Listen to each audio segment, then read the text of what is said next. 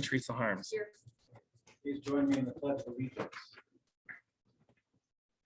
Pledge Allegiance to the flag of the United States of America and to the republic for which it stands, one nation, under God, indivisible, with liberty and justice for all.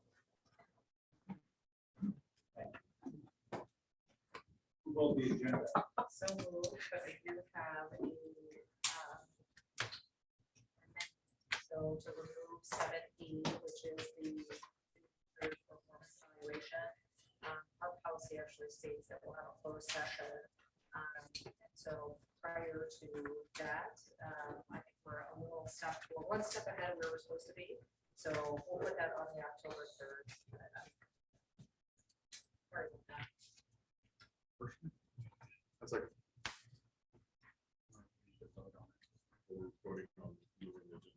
Oh, okay.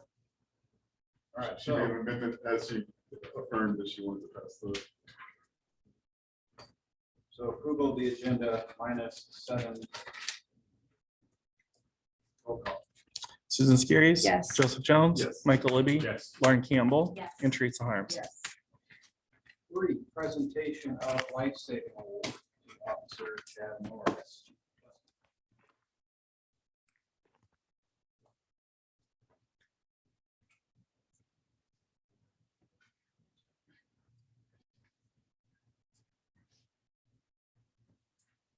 Good evening. We have an additional life-saving presentation, Officer Norris. Windsor Heights Police Department is proud to announce the issuance of the life-saving award to Officer Chad Norris in connection to an incident that occurred on August 28th, 2022. On Sunday, August 28th, 2022, at approximately 2:25 p.m., Officer Norris was dispatched to the west end of the Walmart parking lot to check the welfare of an infant who appeared to be locked in that car alone. When Norris arrived, he found the infant in the vehicle, which was also occupied by a 29-year-old male who was slumped over in the passenger seat, and a 6-year-old female who was in the driver's seat slumped over the center console. Norris was able to wake the male, who appeared confused, and asked what was going on. When the male was told to wake the female, the male tried to push her and call her name with no response. Officer Norris called for medics and noticed the female's face had turned blue. The male asked Officer Norris if he had any Narcan, which was carrying all patrol cars and on the fire apparatus. Officer Norris administered Narcan to the female and she started to wake up. Officer Norris learned the male and female had been smoking Oxycontin pills, likely laced with fentanyl, and both had apparently overdosed. Due to Norris's quick actions, his recognition that the female was in a life-threatening situation, and his administration of Narcan, the female was able to be revived. Sadly, law enforcement nationwide is seeing more and more overdoses where Narcan is used to revive those using illicit substances. In this case in particular, a 7-month-old infant was put in danger due to the irresponsible actions of the 2 adults present and charged with the care of the infant. Both adults were charged with endangering the child. The child was released to Iowa Department of Human Services in protective custody. Officer Norris showed urgency, compassion, and patience while dealing with this situation. And I'm proud to announce the issuance of the Windsor Heights Police Department Life Saving Award to Officer Norris for his action.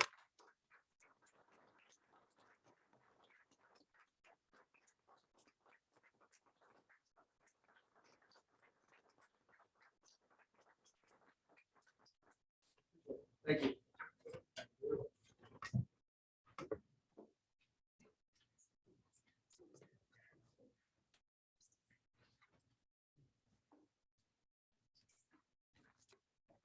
Four, presentation by Neil Johnson, President of the Mid Iowa Health Foundation, Central Iowa Basic Income.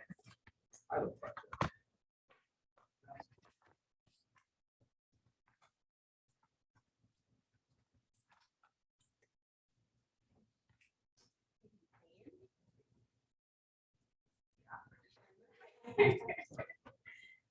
I'm Dr. Neil Johnson, and as Mayor Jones explained, I'm President and CEO of Mid Iowa Health Foundation. We are a small private nonprofit foundation in Central Iowa residents for 38 years. We have an emphasis on addressing the social determinants of health. So those social, those environmental, those economic barriers that impact access to positive health outcomes. Over the past 7 months, we've worked with many community partners to include local funding entities, our local academic institutions, as well as our nonprofit organizations to champion a basic income pilot for our Central Iowa community. We feel that this is an exciting opportunity to support a community-wide collaborative learning project that can directly address the economic well-being of our community members, as well as an innovative opportunity to help our public, our private, and our philanthropic decision makers think about what are the best ways to impact poverty reduction strategies within our community. So following a best practice model, the pilot will be structured as a randomized control trial. So we'll have 110 participants who are receiving a monthly income payment of $500 for a 24-month period. We'll also have 140 participants who are selected to be in a control group. So they do not receive that monthly income, but their experiences are used as a point of comparison to those who have received the payment.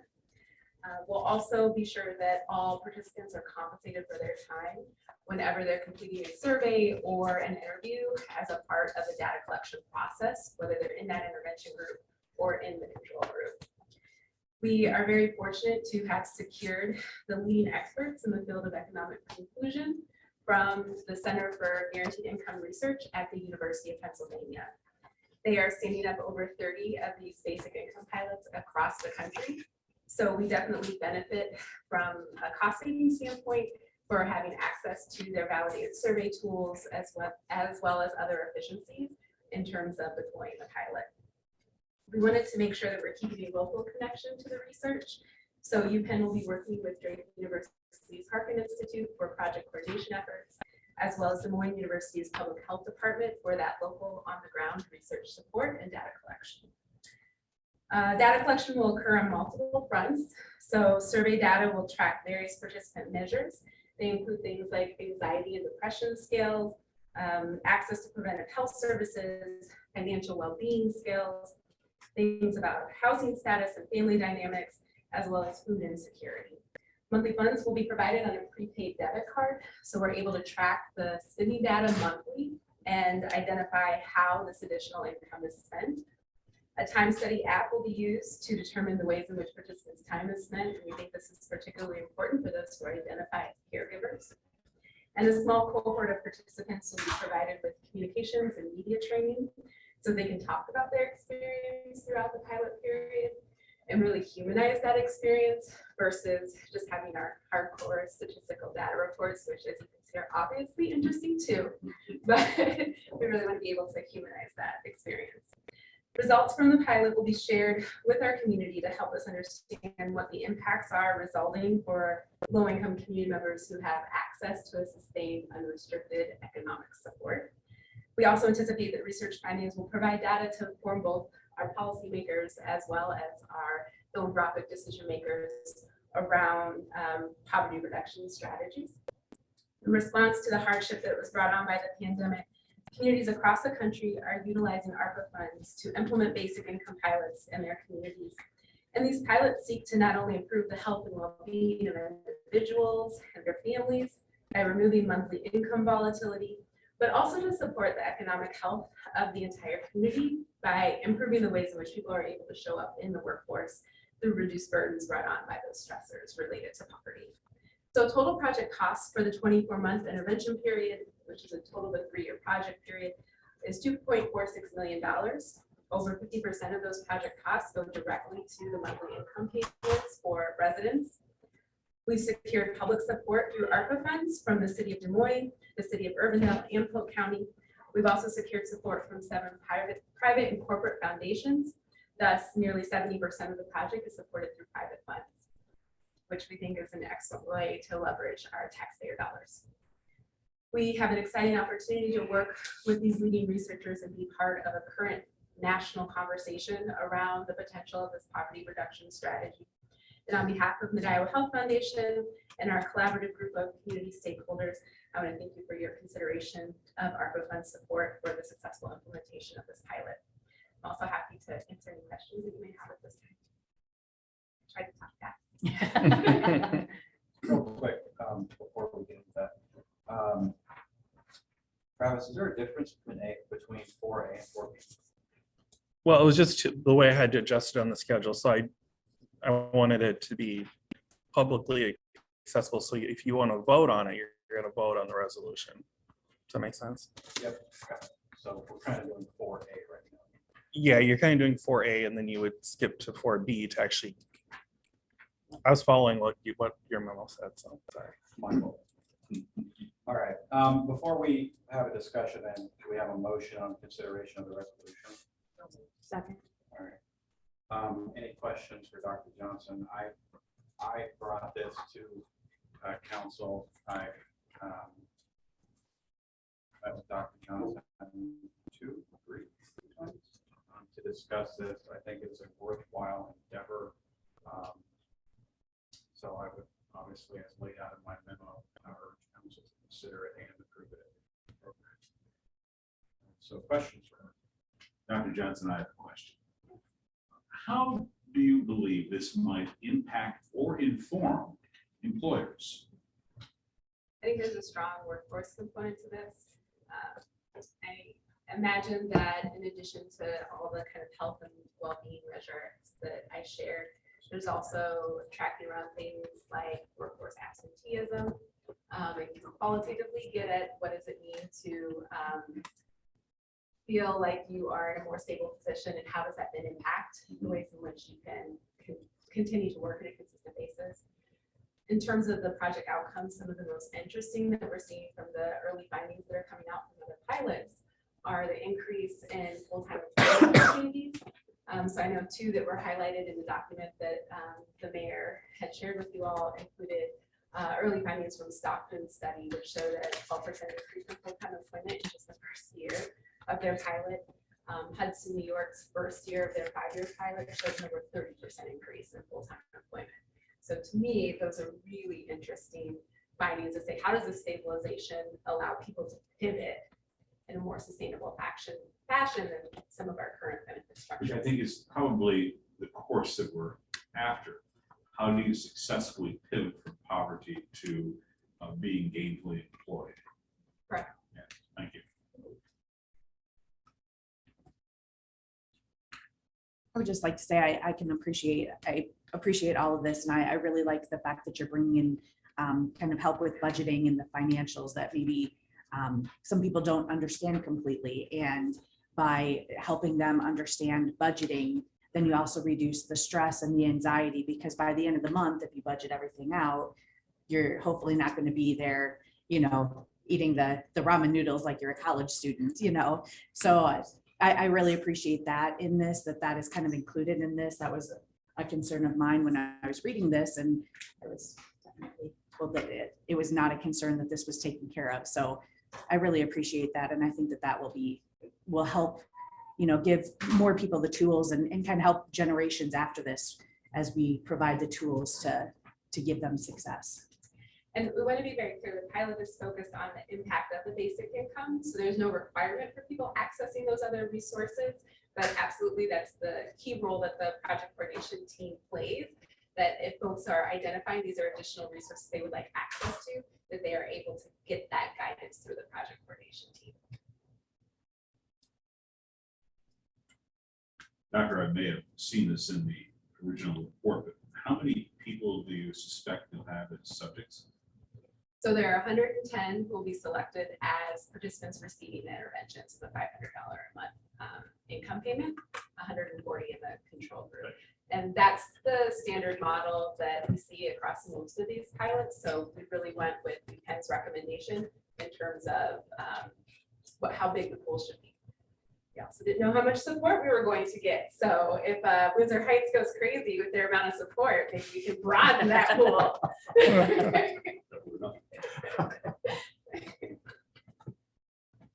Gotta try. I had a quick question. It was really interesting to read all the data that has been gathered so far, but the first thing that came to mind then was those folks after the 3-year period that have had the payments, and can you speak to a little bit about what that transition will look like after? Because we don't want to leave people worse off than we were before. Absolutely.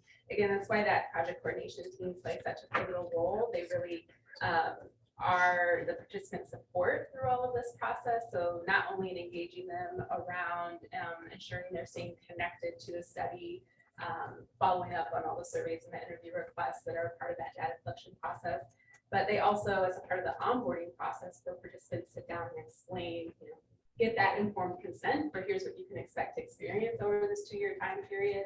Here's how often you'll be contacted, that kind of thing. But then as we transition towards the end of the pilot, they're also there to help transition them out. So for folks who may still be benefit eligible, ensuring that they're signed up for all of the programs that they need based upon that current status. For those who want to access additional resources, being able to connect them to those resources. So again, we're benefiting from UPenn standing up so many of these. They have the playbook for how to ensure that no risk or harm is coming to a participant, regardless of their status throughout the pilot. That's fantastic. Thank you. Further questions? Discussion? Mr. Mayor, I would just say that I am going to abstain from voting. But since I take up so much time talking all the time, I'm only going to vote for a really short period of time right now. I will say that I'm abstaining because I wear 2 hats in this process. I'm obviously still connected to Drake and the Harkin Institute, which is responsible for the coordination of this, but I'm also vice chair of the Mental Health Foundation Board. But as you've all heard from Dr. Johnson, this is something that is really unique, I think, to do it where we are in the Midwest, and to really focus on 3 county regions, so the same area as our community health needs assessment, right? So Dallas, Polk, Warren County. And I think the key here is, instead of implementing something and just going forward, we're taking a step back and saying, we're going to do 2 years of an actual study. And we're going to have very good data so we can all use it and figure out what needs to be done next, and how we might play our own parts into helping to solve some of the issues. So that's what really got me going when we first started to discuss this and how it fit some of those other missions I was working on. So that's why I think it's really important. Thank you, Chris. Further questions or discussion? Hearing none, roll call. Susan Skiris. Yes. Joseph Jones. Same. Michael Libby. Yes. Lauren Campbell. Yes. And Teresa Harms. So I have just a quick question. I'm sorry, I should have said that, I should have asked this before. So right now we're voting on approval of considering, or the resolution? The resolution A and B should have been combined. That's my fault. When I got the memo from the mayor, I should have just combined them because it's the same thing. I'm trying to say that in the most polite way as I can. But I would, if it was me, I would have just had a consideration resolution 2022-40. So So then I'm gonna ask for, I know that everybody else already voted, so my apologies, and I can vote differently, but I guess the part of the conversation that I wanted to have is, I don't think we should be pulling money from the ARPA money, because we've already committed to that to flood mitigation, correct? All of it's been committed to flood mitigation? Yes. Okay. And so my recommendation would be that we use lost funds or another source instead of pulling it from, I don't like robbing Peter to pay Paul. And so it's not that I'm opposed to this project. I think it's a great project, but I don't think it should be coming from $100. Can we take it from lost? Is that, We can take it from wherever you want. I'll find somewhere. I would go with the lost. I agree with you. I don't really want to take it from, as you pointed it out, it makes sense. So if we could take it from lost or from, There's all kinds of sources. We have plenty of Mr. sources. Mayor. Yeah, so we are in the middle of voting. And I guess to be fair, no, that's all You're right. wrong, I was wrong. Yeah, well, I want to be clear. So was it understood by everyone that we were voting on the resolution last year? actually, no, I thought we were 4A is where we were. And then we were going to go to 4B for resolution. That's where I thought we were because you could withdraw the motion for 4B, and then actually go to 4A and amend that motion. And Aaron can jump in here if I'm speaking out of turn. You can actually go in and consider the approval of the 15,000 in funding, but then just use different funds and then go back and approve the resolution with the modification that we're not using ARPA funds. Okay, Hope I wasn't supposed to remember all that. yeah, well, let's just start with this. Okay.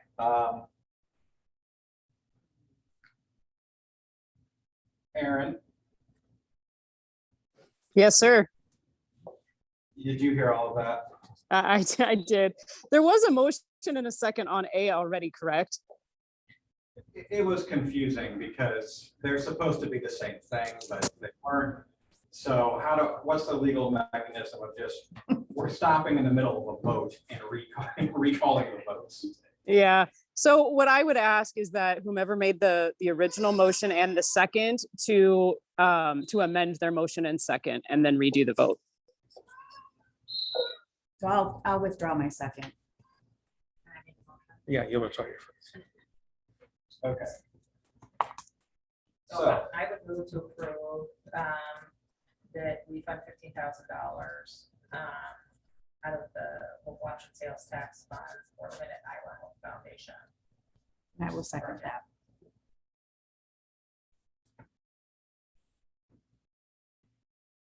So we're gonna modify A, Mhm, right? Yep. And that's what that motion was, correct, Therese? that's correct. All right. Roll call on that motion. Okay, on A, Susan Skiris, Yes. Joseph Jones. Okay, Michael Libby, Yeah, hey, yeah, yes. Lauren Campbell, Yes. and Teresa Harms. All right. Now, 4B, consideration of resolution number 2022-40, a resolution approving expenditure of $15,000 in ARPA federal funds to the Mid-Iowa Health Foundation for the Central Iowa Basin Income Pilot Project. The discussion being that the resolution would be amended to reflect that this money, instead of coming from ARPA funds, would be taken from the local option sales tax funds. Will anyone make that motion? Second. Aaron, is that sufficient before we vote? Yes, that is good. Roll call. Susan Skiris, Yes. Joseph Jones, Abstain? Michael Libby, Yes. Lauren Campbell, Yes. and Teresa Harms. Yes. Thanks, everybody.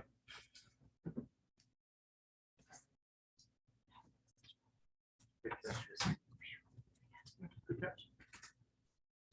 Public forum, 5. This is the time set aside for comments from the public on topics of city business other than those listed in the agenda. No action may be taken. Please come to the podium, state your name and address for the record, and keep your comments to no more than 5 minutes.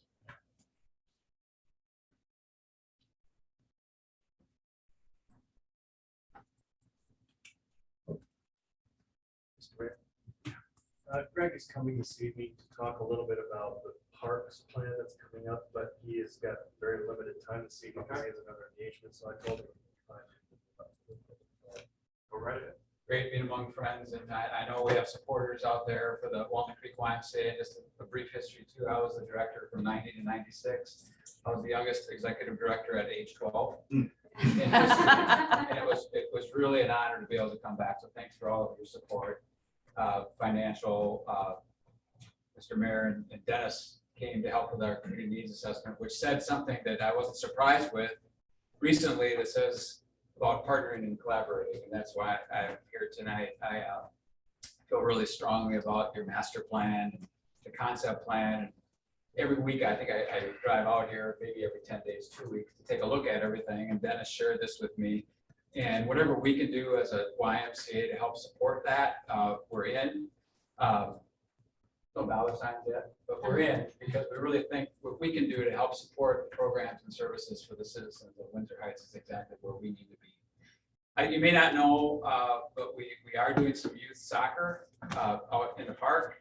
And I listed a couple other things that Dennis has seen that I'm really excited about. But if you can imagine like some of the open opportunities, like I know one that's a national night out type activity. That would be something we'd love to be involved with. Healthy Kids Day is a national YMCA initiative where we draw hundreds of folks to the Y talking about what we can do for healthy kids and families, and great presentation. Thank you for that.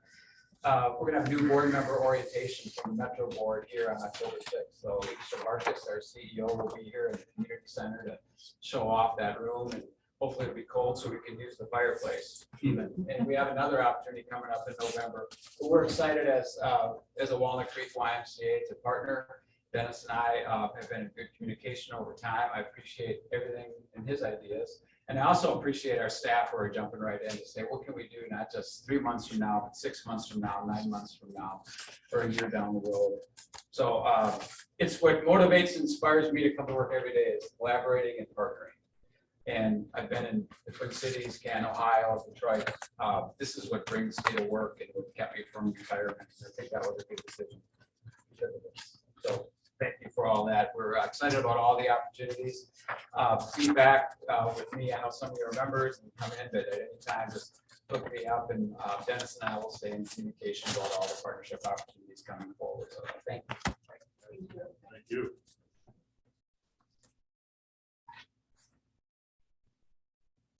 Public comment? Item 6, consent agenda. Roll call. Susan Skiris, Yes. Joseph Jones, Yes. Michael Libby, Yes. Lauren Campbell, Yes. and Teresa Harms. 7A, consideration of park master plan, Bolton Bank. Dennis. Thank you, Mr. Mayor. Yes, while Justin's getting situated, this evening, we're very excited to present what end product Parks Project Committee has come up with Bolton Makes Health. And I want to just remind everybody, if it's not clear enough in the cover memo or in the discussion we've had about this over the recent many weeks and months that they've been working on this, the city council has allocated $1.3 million about there for 4 major upgrade projects in Colby Park. That's the fitness circuit, the tennis court rehab, the splash pad, and the playground equipment replacement. To accommodate that and to put some focus on how we're going to bid that out, it was concluded that we needed to assess what we're going to do with Colby Park going forward, where the splash pad might locate, where the tennis court should be, if the tennis courts might be better in a different location in the park, to accommodate these plans. And while Bolton Make, to their credit, they did an excellent job of leading this process with the committee. While they were doing this, many other ideas kind of sprung forward from the discussion and from harkening back to the parks plan. And there are some new amenities that have been put on this master plan that have been presented for approval by the council. But by no means has any money been allocated. There is not any vote by the council to actually say a pickleball court. They have been put on there because we have fit them in a future plan. If we were to do something like that, then they take up space, and we know we can fit these amenities into the park without much difficulty. And it's also beneficial for us now early on to know what estimated cost for those elements might be, so we can program those in the CIP if the council chooses to do so. So with that explanation, I just want to reiterate, we received a couple comments through the website today that people were upset that we were going to approve $4.5 million in spending tonight. And that is there's nowhere near the truth. We are looking at how we're going to allocate the 1.2, 1.3 that the council has already adopted in the budget. So with that, I'll turn it over to you, Justin. A lot of stuff I said, so just kind of a quick introduction, I guess. Justin and Polk, Nate Whitehall is one of our landscape architects who worked on this plan, and he will be doing most of probably all that's talking about it going forward. You all have the plans, kind of what is coming up. I set them out. I'll pass it out to the audience too. Like Dennis mentioned, we've been working on this for a couple months now, meeting a couple times already and working on as we go through this. So I'll that being said, I'll let Nate talk about the presentation. I'll pass some of these out. Let's see here. I guess that's where it is.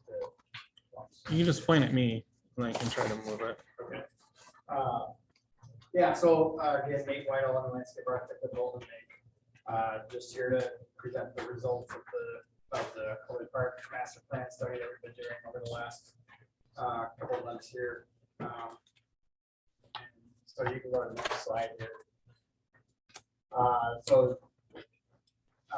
Again, talking a little bit about what Dennis was saying, there was 2020 Parks master plan that was set up to basically replace aging amenities within the park. And so then moving forward here, the Colby Park master plan that we've been working with some of you folks on here over the last couple of months ended up taking us through a little bit of a grander vision with some more amenities and some things to consider. So a committee was put together. You can see the names here up here: Lauren Campbell, Celeste Egger, Taylor Diomo, Teresa Gunner, and Jeff Wood as well. So with that committee and working with them, we're able to put together this vision of what Colby Park can become in the future. So next slide there. So the overall vision of the project and just some theming that kind of rose to the surface. We looked at a few different themes, but the theme that really rose to the surface as a priority for the committee was really advancing the idea, that that Windsor Heights has this leaf and flora theme throughout the community, and so really looking to enhance that and elevate that and continue to move those kinds of themes forward with different various amenities in the project, whether they be overhead structures, play structures, and other different amenities throughout the project that we'll talk about as I move forward. One thing that then beyond the theme that goes more into the use of the project and the user experience for people is that this project and this park become an inclusive space for all, that everyone, all kids and people of all abilities are able to access different elements throughout the park. So one image that I want to call attention to, actually a couple here, the one up here in the center on the top and this one down here on the bottom. There are elements there of inclusivity and being able to, for people of all abilities, to be able to, climb up those little, grassy slopes or to access all the different play amenities. You can go ahead to the next slide there. So here's the master plan, and maybe we want to zoom in a little bit so that gets a little bit bigger. We split it up a little bit so we can get some good description of the master plan as well, so that it's an easy one print kind of thing for people. There we go. That's good. So one of the big things when looking at this park that we noticed, and I think the committee really agreed with, is that there's a lot of space dedicated to vehicular circulation currently in the park, and really reduces the amount of amenity space and programming space that you can get in the park. So one of the big things that we looked at doing here was removing a turnaround right in here out in front of the community building and replacing that with programmable space, being pedestrian plaza area, and then also being able to pull the playground out to the west and north a little bit, so that that's more visible as people are entering from 69th Street as well in the north there. So the playground at Pet Plaza, like I mentioned, taking place at that turnaround. One thing that we have to keep in mind in doing that is that we do still need to have emergency vehicle access, meaning that, so this area right in here would be accessible by a fire truck to pull in and then back out, so in an emergency they can get in there. One of the things that means that we need to do is that we need to keep all improvements on the ground plane in that area.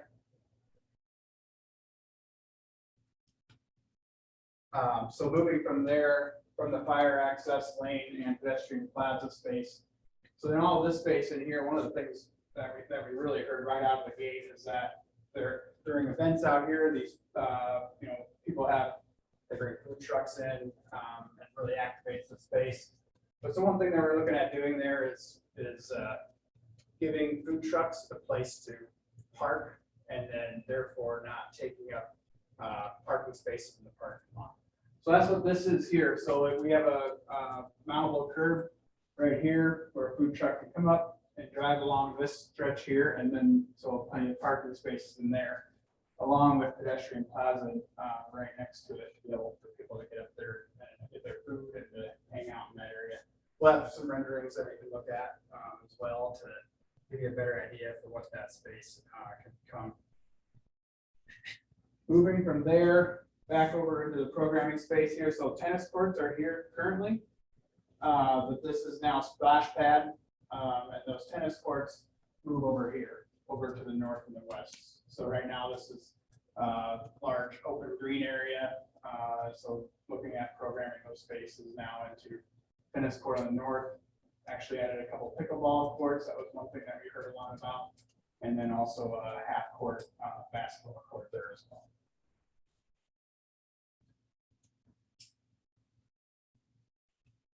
So those are the big items that we kind of moved around, shifted around. Those are the major programming elements. So some other things that we'll kind of look at, we'll walk through in these next couple of slides here are things like things that really elevate the feel of the space and make this feel like a place within the Windsor Heights community here. So we have some things like seat walls, some shade structures around the splash pad area, some unique lighting, as well as replicating the area lights that are out there right now in some areas, but then also bringing in some nice accent lighting that you'll also see. Some different painting effects. The leaves that you're kind of seeing scattered around could be a mix of sandblasted concrete or stained concrete. Being that this is a master plan, really any number of different treatments on the ground plane can be looked at and explored. So lastly, actually from a programming standpoint, and I forget about it because it's down here, right off the screen. I wonder if we can pull it up.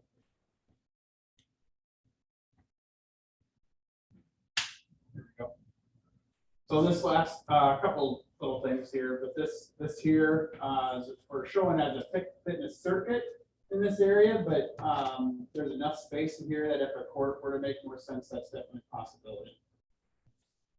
So those are the main key items I wanted to hit. There's probably a few others in there that I might have missed that we can definitely come back to later if people have questions on them. So moving to the next slide here, we'll talk about some of the amenities and some of the different spaces and what those spaces look like. So I talked about some seat walls, some different unique types of benches, and just some things that really make this park a place. Kind of expanding on the idea of a leaf theme. And so one thing that this is a quick concept, but an idea of where this can go. So kind of a unique custom bench idea where this would maybe be like a concrete bench here, and then transitions up into a leaf shape. And then that leaf can also, from standing up, can be laid down on the concrete, have some sort of surface application there that I think would be really nice. Move to the next slide.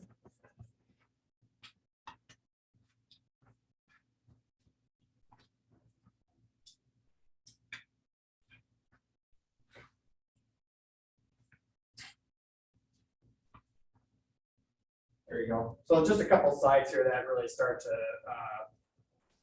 show this vision and a little bit more of a kind of put you in the space. So this is the food truck plaza that we talked about. You can see some of the unique lighting, some cantonary lighting overhead to really make the space feel inviting. You can see the benches that we talked about as well with the kind of the leaf shape in there. And you know, just space that people can be in line, food trucks, kind of hanging out, and then you have your concert venue or whatever you're doing over here in the amphitheater. And that's, you know, directly accessible back and forth from those two spaces. Who's next?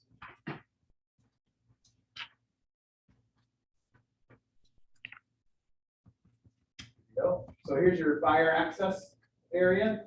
So you can see some of the elements that we tried to bring in, some ground plane elements, and then some elements on the side, like these concrete seat walls are kind of, you know, cutting that leaf in half, but then extending the field, extending the you know, that form into what would be the fire lane. If I could have you pull the screen up just a little bit, so you can see down here in front. So there'd be some sort of element at the end of that fire lane to prevent people from driving up into what would be down here would be the playground area. So just some unique elements. You can bring in some leaf patterns on these you know, metal formwork. We had some wayfinding up in here. That's one thing I did not note on the master plan drawing, but we do have some areas of wayfinding called out as well.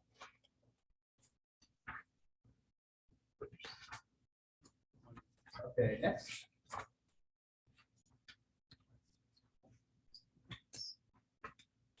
There's a view from above. Again, the food truck plaza and how it's accessible through the parking lot and then into the amphitheater space. Go next. Okay, I just got a couple of image slides here now, looking at just some inspiration of the play equipment that we've been working through with the steering committee, with the parks committee. So a couple things just to highlight on this are the iconic play structure idea, and just over let's say over the last 2 or 3 years, you know, basically since the pandemic started, there's been quite a few communities in Des Moines Metro that have really upped their game on what their playgrounds are looking like, and you know, just the iconic nature of those playgrounds, and just being a place where people really recognize that place, you know, they know where those playgrounds are at. And then again, coming back to accessibility as well, this is a really great image down here on the bottom showing those artificial turf slopes. You know, all like most of the elements you see in here are all accessible right from the ground up onto those mounts there. So that's one thing that we've been working with the manufacturer on, actually, landscape structures that we've been working with to really make sure that we're in line with the vision, first of all, but then also understanding what elements go into that and really getting a feel for an accurate idea on pricing on that. So go ahead and hit the next slide. Same thing here. A couple of things just to note.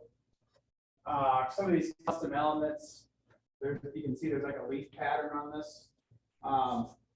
It really elevates the feel of the space, and we think really makes it unique. There are other things that we can do that are maybe less custom, but give you an idea of what's going on there. Next.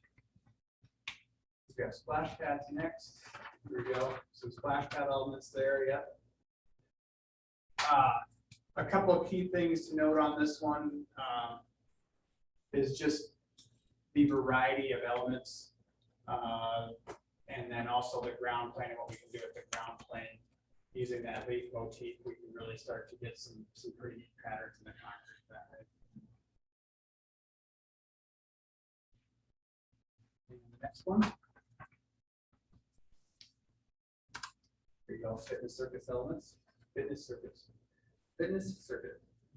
So these elements, one thing to just key in on these is that the images that we've selected here mostly have elements that don't have a lot of moving parts, don't require kind of maintenance, as opposed to something like cycles and those kind of things are really going to over their lifespan, start to see more maintenance on those. So. That gets through the bulk of the design. Go to the next slide here and talk about the budget numbers and the phasing. And I don't know if we can get like a fit ball. Oh, what? Not sure how small that would be.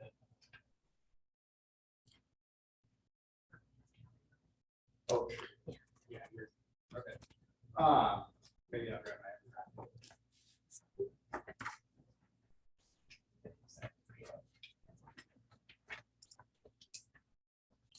Okay.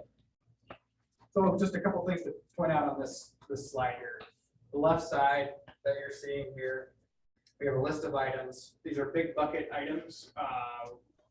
There are other items inside these, like Food Truck Plaza, for example, is concrete, it's pavers, it's lighting, it's oh gosh, those benches. I can remember if those benches ended up in that. But so anyway, big budget items that you can see here on the left side. It's really set up to be an a la carte menu of items, and you can see the costs associated with those. It is important to point out these are still planning level estimates. And another thing to point out also is that some of these numbers may be affected by the phasing that we end up moving forward with. For example, if you pick one phase, you might need to do some concrete over here to make that phase work. If you're in a different way, then maybe that concrete isn't necessary. So some of that could go up and down depending on how the phasing goes. But yeah, and then so on the right side is what we looked at as a suggested phasing. Certainly it doesn't need to be that way, and that is definitely up for discussion. One thing that I'll point out then also with the phasing is that the entry plaza and traffic circle modifications here that you're seeing, most likely, depending on how we go about it, the playground would have to happen at about that same time. Or if you're doing the playground, excuse me, if you're doing the playground, you would definitely need to have the traffic circle removed. Whether you go all in on the entry plaza, maybe you don't have to do that, but you definitely would have to the traffic circle in order to have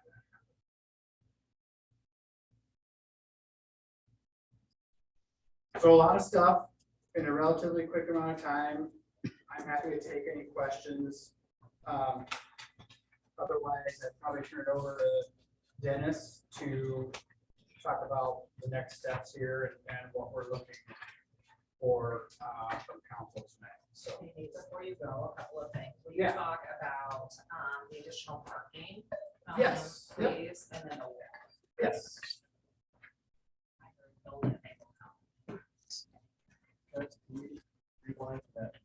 I'm gonna try. Yeah, what slide is that? 3, 4. There you go. Yep. So yes, additional parking. That was one thing I missed. I think I might have missed a couple other ones. Actually, here was another one that I missed here. There is a brick plaza down here on the south side of the building right now. Yep, in that area. One of the things that we heard is that with that area being used as a kind of a spill out venue for weddings or other events that are in the community center, was that the active nature of the splash pad and the playground and all the movement might not be compatible use in many cases. And so what we looked at doing was adding on the north side of the building a new outdoor space there that people can spill out of the community center to the north side of the building instead. And then so parking, we've added some on-street parking on School Street up on the north there. Or that this is a flood zone. I guess I just wish that more people had their say than 4 residents and 2 council members. You know, saw this on Thursday and was surprised by a lot of stuff going on. Like, I mean, even with just the fall festival, we lose our zoo, for lack of a better term, our petting zoo area. You know, this is supposed to be more of a green space and, you know, stuff like that where people can go if they don't have like space at their house. You can kick your kids out there. You can send them to the playground. You can have them play football out there. But we're continuing to kind of reduce our green space in this area. Where would we put the petting zoo? Where would we, you know, we're starting to really close in on what we have. And I guess this is a great concept and I think it's wonderful, but I'm very much concerned with the amount of money that it's costing when, you know, you don't see signs that say we need a new Colby Park, but we do see signs that say 73rd Street is pothole alley, you know, so that's kind of my concerns on things. And I guess I was asked by a lot of people, well, why weren't we able to give our opinions on this? We didn't even know that these things were going on. And I didn't really have a good answer to tell them other than they could have signed up to be on the park committee, but you know, so that's kind of a concern of mine that it's a lot of money. And so then also the traffic circle, like number 7, I guess it would be, is that something, because I know that the fire department goes to the playground kind of on a little, I don't want to say regular basis, but so we're going to have them kind of walk in further, or is there a way that you can move those if they have to get like their equipment there easier? Or and You're talking about like barriers. Yeah, the barriers. Or because somebody was concerned with the fact that they come to the community event center to vote, and now they're going to have to do more walking, and that's a concern already. They're at least able to be dropped off at the Circle Drive and can go in to vote that way, or it can go into whatever event. And now it seems like there's more walking and it's less conducive to allow some of the people who have an issue, you know, long haul walking. Yeah, so a couple things to respond to that I would say is just that the added parking, first off, on the east side, we can get access that way, and those are actually in some cases like the northern 8 to 10 stalls there are probably about the same distance as what we had. But In then the Circle also- Drive or? No, sorry, on the east side of the building, on the northeast side of the building there. And then secondly, with the fire access, with as often as you said, like they stop out there, we did work direct with the fire chief on that and making sure that what we were showing there is their minimum 26-foot width. And then also that they be able to get their hose out and reach every corner of the building. So we did that study to make sure that we were doing our due diligence there. And then as far as the accessible route from where that new drop-off location would be, the distance is actually the same, as crazy as it sounds. The distance is actually the same for that accessible route. And it actually now feels more direct, because as you're getting parked and dropped off there, you can see the path leading straight to the door. Where currently where that turnaround comes in, you jump out and you see your accessible route goes away from you, away from the building, and then wraps back around. So I think we actually, in that way, have a little bit of a better situation as far as that goes. Now, if you're talking about distance to the steps, yes, it is a little farther distance that way. If you are able-bodied, you get dropped off, you're not going to put steps. So it's a trade-off.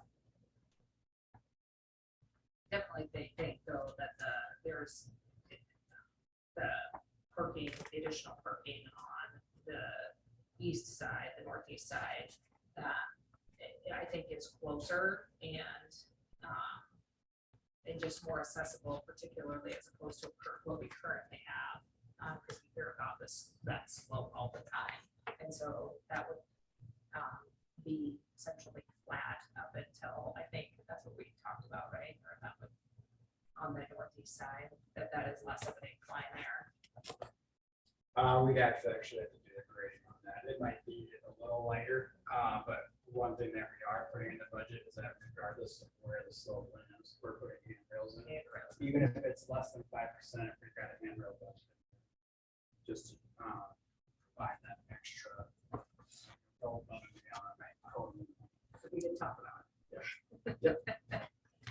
And then I know when I was concerned when we brought up the splash pad, the number of parking spots we have, just because we'll have events there, they pay a significant amount of money for that space, and we don't want them to be walking 10 miles when the splash pad people are getting the fun for free and they get to park right up front, kind of.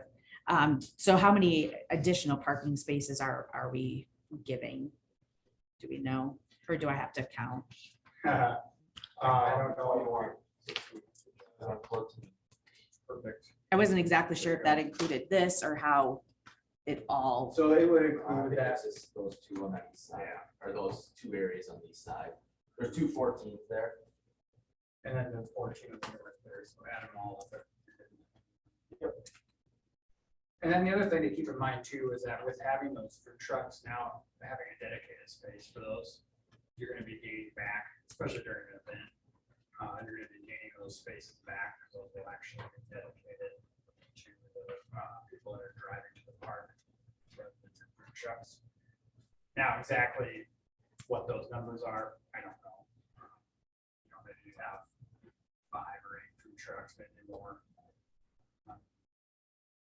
At any given event, but And then this is probably more for, I don't even know who would be able to answer this, because I don't know who would be able to answer it. So as far as food trucks, I was asked, so we're spending, let's say 400,000, make it easy numbers. So we're spending $400,000 on food trucks, but we don't make any money off of the food trucks, correct? We don't charge them a fee to come in and be Just a there. simple $25 permit fee is all. Would that be something that we would be looking into to kind of defray costs? That's a significant amount of money to put down. As one resident said, that's $400,000 and we're not receiving anything back, even 10%, Well, we don't have to, everything we do is not to make money. Provide benefits to, provide a better place for food trucks to serve that. Provide it's not necessarily a monetary benefit. But I was asked the question, so, I mean. No, I appreciate it. A few things. So if someone is saying that we didn't know about this, or we didn't, well, actually, everybody knew about this because there was a park master plan that was done already. And as part of that park master plan, every single Windsor Heights resident was invited to complete a survey and to give their input about what they thought was most important in the community in our park system. And looking back at the parks plan, I will just tell you the results. What would you like to see changed, added, or improved at Coley Park? Number 1, splash pad. Number 2, more events, food trucks, exercise classes, live music, etc. Number 3, more shade and seating. Number 4, updated playground equipment. Other items for consideration: pickleball striping and tennis court updates, basketball court, or water fountains. These are things that came in a survey back in 2020, and the plan was submitted and approved to council, I believe in approximately September of 2020 when I was still on council. So these things have been talked about, and the reason why they are being implemented into this plan is actually the will of Windsor Heights residents themselves. The big items that we're talking about were prioritized based upon the responses of Windsor Heights residents. I've gotten both positive and negative feedback on what's on tonight's agenda. As Dennis stated, I think there might be a few misconceptions about what it is that we're actually doing tonight, or that you're doing tonight. For clarification, this is not a meeting on the capital improvements plan. That was passed earlier this year. We are not writing any checks. We are not prioritizing roads over the parks plan. This is a concept. We are discussing a concept. And some funds have already been allocated for this project. But there shouldn't be any mistake that not all of it is accounted for, depending on what happens here tonight. But council's going to have a number of discussions based upon what happens here tonight about how they do want to fund these things. But simply because this is being discussed, and simply because if this passes, or it's, you know, the consideration, I guess, is to approve and file it, that does not mean that we are agreeing to spend $4.5 million. There's going to be a whole lot of other conversations about how this transpires. It is simply, what do you think of the concept? That is the discussion that we're having tonight. I said my piece, please. Can I jump in this? Because I wanted to add on what Teresa started to talk about. The importance of having this plan, I think, when it comes to money, it can't be overstated, because let's use an example of the icon projects, right? We've put in this master plan the Creekside stuff, right? The amenities there, we have no money attached to that. We've never even had a discussion about attaching money to that. But if the icon group were to suddenly come to us and say, listen, we're looking for shovel-ready ideas to implement because we just got a windfall of money from a corporate donor, and we show them our plan and we have it all laid out, I think we're a step ahead of a lot of people that will be competing for money. That doesn't even start to talk about the grant opportunities that Oldham Mink is already working on finding for us with regard to splash pads or playground equipment, or even a brand new tennis court. So Mayor's right, Teresa's right. This is important for us, I think, to have on our shelf at the very least, so that we can pull it out and say we want to apply for grants here. And look, we've already done all this work. We've had a committee. We have a parks master plan we can look back to. We have some of our parks committee members still in the audience tonight if they want to speak about the conversation and the importance that it is to them. So it's absolutely right. It's good to have a plan. It seems like it's only a plan, but it does kind of leverage a lot of future activities that we could pursue. Mr. Mayor, I'd just like to say thanks to the council members and to Jeff and Gunnar and the others who are on the committee, because we did a lot of work, and it's really, I think, really well thought out and well planned.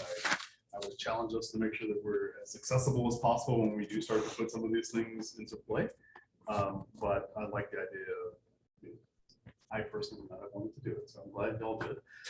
You spent a lot of time working on this, and I know that it's a big deal for decades to come, right? For people to be able to enjoy things in our city. And so I just really want to thank you for your time and for your effort to actually put this together, because I could not have visualized where these things would go or how it might look. And I like the vision where we want to go, so that's exciting to me. I'll work hard at this timeline to do it. Also, accessibility was on my list.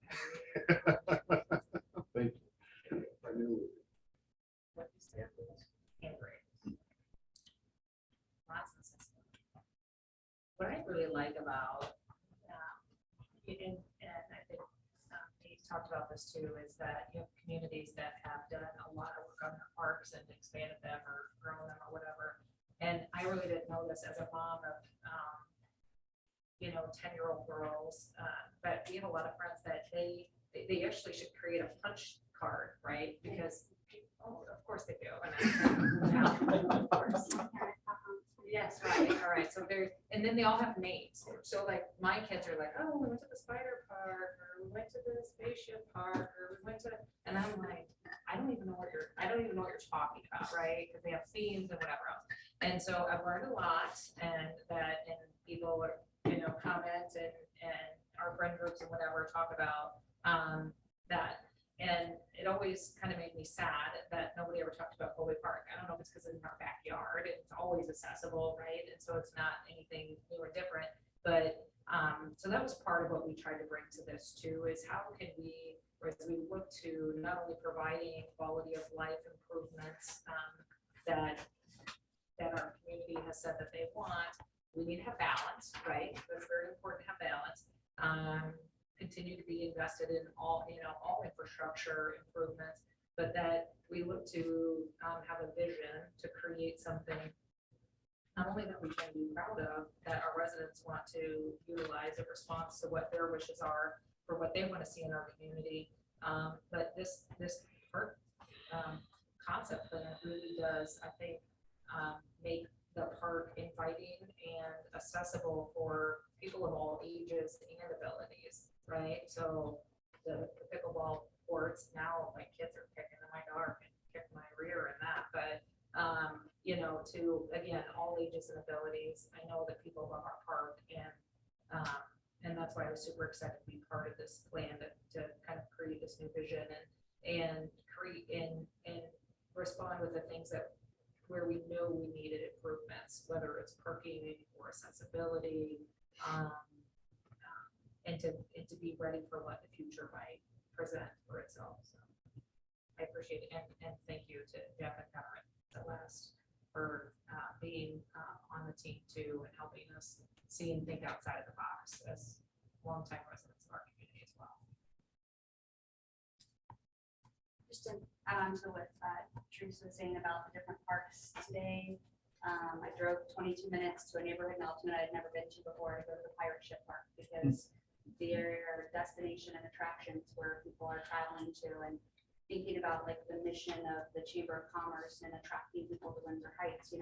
Our park is tucked away and you might see it as you drive down the interstate, but if it has that attraction to it, that people are going to come to it from elsewhere, they're also driving by local businesses and shopping here or rediscovering Windsor Heights. And I also like that some of the things that I know, Susan, you've heard complaints from some residents about some of the upkeep things, like the biocell is not in the best shape, and the new design of it will be lower maintenance and also look better. And so all of the plantings and stuff in here will be low maintenance, natural, native plants, but also look better, but be less work for our crews, for our volunteers and stuff. So I think that is really exciting. In addition to giving back a quarter of our parking lot that currently goes to food trucks anytime we've got an event down at the parking lot. So thinking about accessibility beyond just somebody who might need a designated parking spot, but just more parking spots for people in general, so they're not walking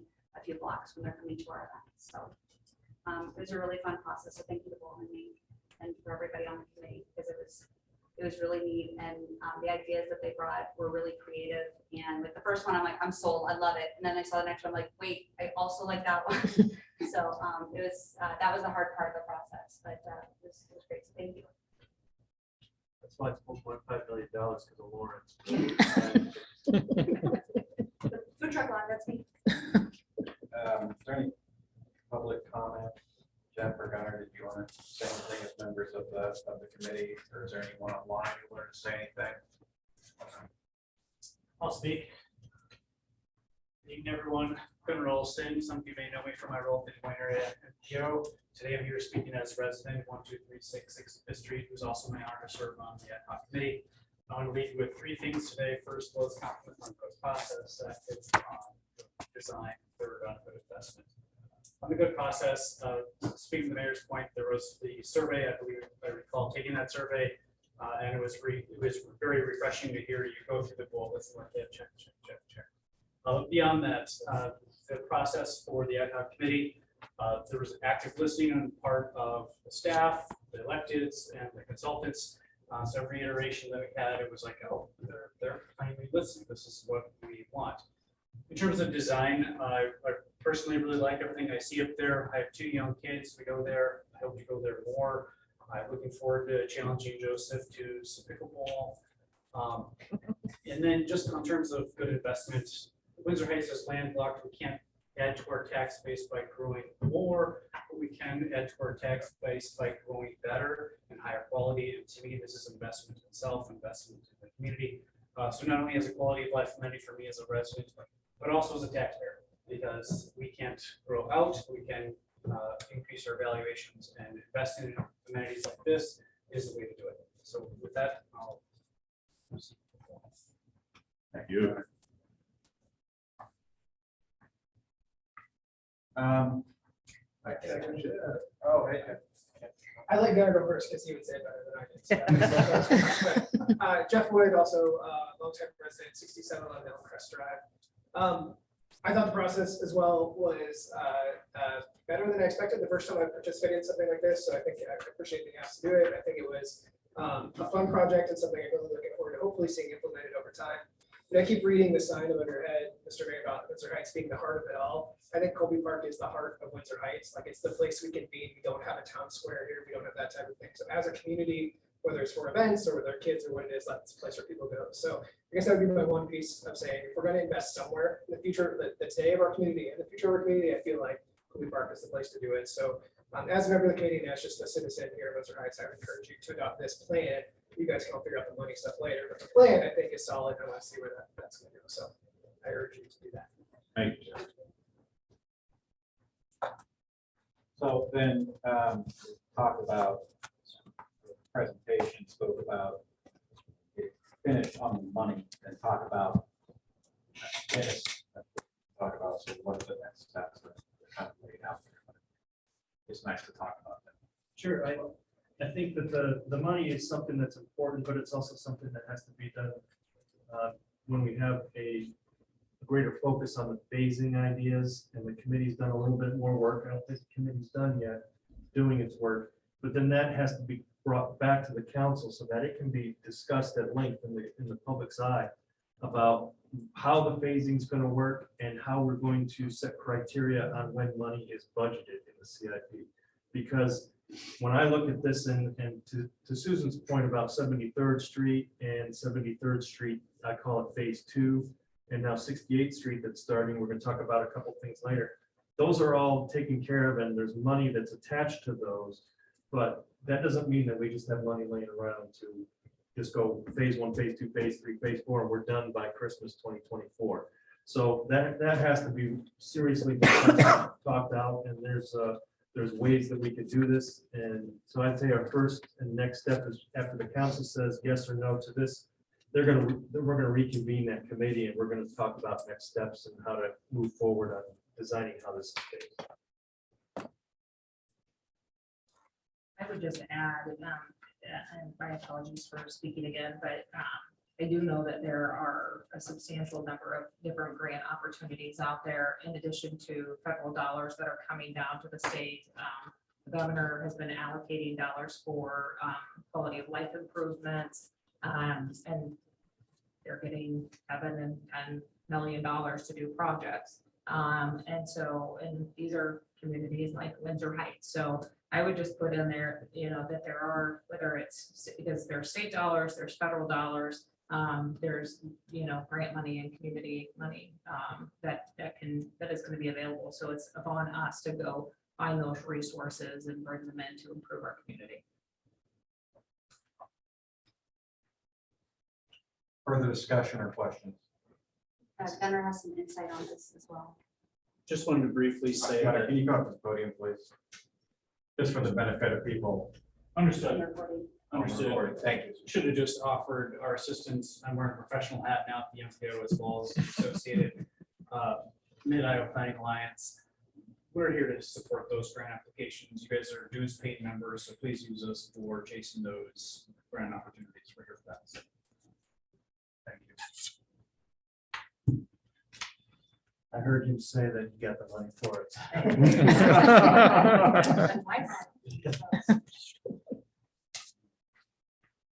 Any further discussion? Hearing none, roll call. Teresa Harms. Michael Libby. Yes. Joseph Jones. Yes. Susan Skiris. No. And Lauren Campbell. Yes. 7B, consideration of removal of a monument sign from the design of the 68th Street reconstruction project. Thank you, Mr. Mayor. The next 3 items on tonight's agenda fall under the theme of focus. And what what I mean by that is, as Fulton Mink started their work to design 68th Street, we gave them 3 additional charges as part of that work, and those 3 included the monument sign concept, traffic calming, tools that would be incorporated in the design, as well as the sidewalk, which is part of our complete street plan.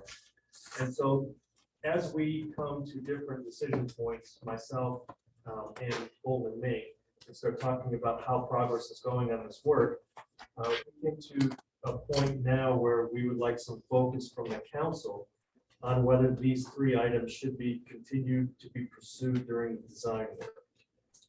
The idea behind this is, if there's something that's not viable, or the council is in agreement with us that this is not something that we want to include, better to end it now than to keep spending money on including that. So, and I'll talk a little bit more, the sidewalk project itself, the sidewalk item has a little bit more uniqueness to that discussion. But the item that we're looking at here is the monument sign. Bolton Mink has done a good amount of work to look at costs, land acquisition, site vision for where that placement would be for that monument. And their recommendation is to not pursue it further, and I'm in agreement with that. So we're asking the council to confirm that decision. In my memo and stuff, I should have let Nate go yet, since he did the kind of layout of this stuff. But if there's any questions on that, I can try to answer.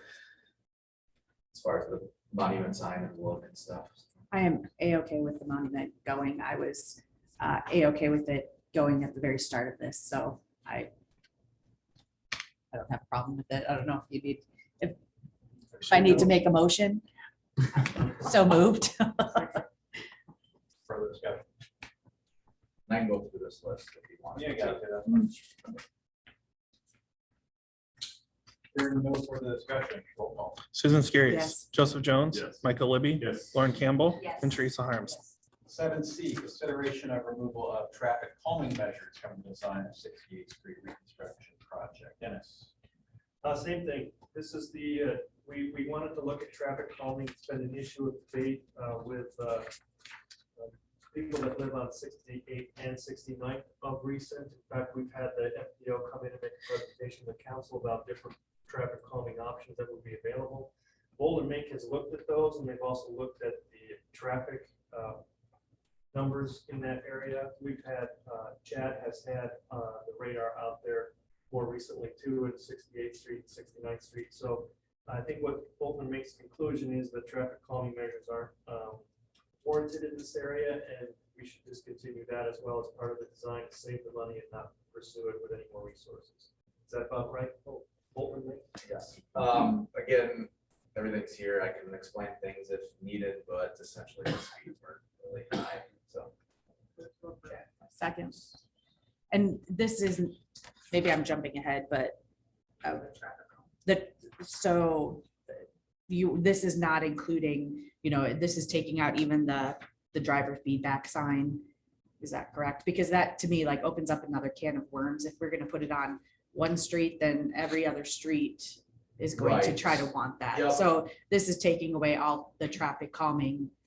Correct. And then if we need to target, then Chief McCluskey can put out his mobile thing and we can go from there. Yep, and that's kind of Okay. how, the recommendation was if you wanted something, you could look into a mobile one like you already have to put up to Just make people aware how fast they're going, but it's not, as you see, I think their speeds were like 26, 27 miles an hour at the 8th percentile, which is not that much, I guess. So. Minimal. And this was done after school started, so we waited until school started to get all the traffic in there. So good data. Also, if we use 68th Street's volumes and numbers as a measure on where was the appropriate place to put these signs, we have signs everywhere. Everybody's speed would be measured from the minute they entered the city. And I think that's taking a step backwards, right? I was just from gonna what we're say. trying to accomplish. Further discussion? Hearing none, roll call. Susan Skiris. Yes. Joseph Jones. Yes. Michael Libby. Yes. Lauren Campbell. Yes. And Teresa Harms. 7D, consideration of sidewalk recommendations in the design of the 68th Street reconstruction project. Justin will be able to do a little bit more talking on this one, but in a nutshell, the city has a policy to incorporate sidewalks wherever possible on new roadway or roadway replacement projects. A key element in supporting whether citizens support sidewalk construction is mainly where it's going to go. What I mean by that, if it's going in my front yard and you're going to dig up my front yard and put a new sidewalk in, I'm not as happy as the person across the street who gets to watch that sidewalk be put in at somebody else's property, but still use it as an amenity. So being that we're at a decision point now with this project that we have to choose where the sidewalk is going to go, Bolton Mink has done a good amount of work to figure out where the best location, and they're recommending the east side to best include this sidewalk. Also, we have an open house coming up, and we felt that with a little bit more clarity on where that sidewalk is going to be located, it would allow people that attend that open house to be a little more specific about their opinions on the sidewalk. So what we're doing is asking the council to affirm Bolton Mink's recommendation to place the sidewalk on the east side of the street as a part of this project. It does not eliminate the possibility, though, that when final design is done, council could still say we do not want to spend money on sidewalk here. Despite the complete street plan, we've heard from citizens and we do not want that, so take it out. What we want to do today, though, is to focus on the fact that we're putting it on the east side of the state, east side of the street. Is that about right? Yep, we looked into multiple things, whether where the water main is, power poles, gas, and other things. And the power poles are on the west side, and able to get enough room in there. The sidewalk was pushing really close to the street, which then in turns put snow on the sidewalk. So we felt that the east side was better. Grading wise, it was about the same after you got maybe a little bit more grading on the west side with retaining walls and whatnot, but we felt that the east side was a little bit better spot. We have comments from the open house in there. One person mentioned going on using more sidewalk on Hickman. So we kind of stuck with that east side, making the best, in our opinion. How that crosses to go to maybe a future one down on the other streets. One of them had less right away, so that's something to think about as well in the future. Timmons has a very narrow right away, so to try to get a sidewalk in that, if in the future that would be difficult and probably require some expense and whatnot. So we looked at multiple different things of how to fit that in there. Just this helps us narrow down with designing with Des Moines Waterworks and then where they put their hydrants, and if we have to coordinate with gas companies to do some relocations of gas and fiber and whatnot that might get affected. So this kind of gives us a direction to keep on chugging ahead on the design. Second. Leading up to the open house, can you tell me, Justin, do you know, are we just doing, or Dennis, are we just doing, I saw that it was already included in one newsletter, the location one, but the date was, are we just doing social media, or are we going to put more out newsletter, or is there going to be any direct contact as far as, we're approaching kind of the end of the design here, so, you need to have these comments in, like, we're coming to the end here. What is the plan for communicating that to residents? Same as we did the first time. So we'll do the newsletter article. We will do social media blasts, but we also do door hangers. So everybody that's impacted by that on the street will get the notice that they are going to have this open house opportunity. How about on the front page? Just for consideration. I never allow anybody to give away of editorial decision. Sure. When is the next meeting? Or not? November? No.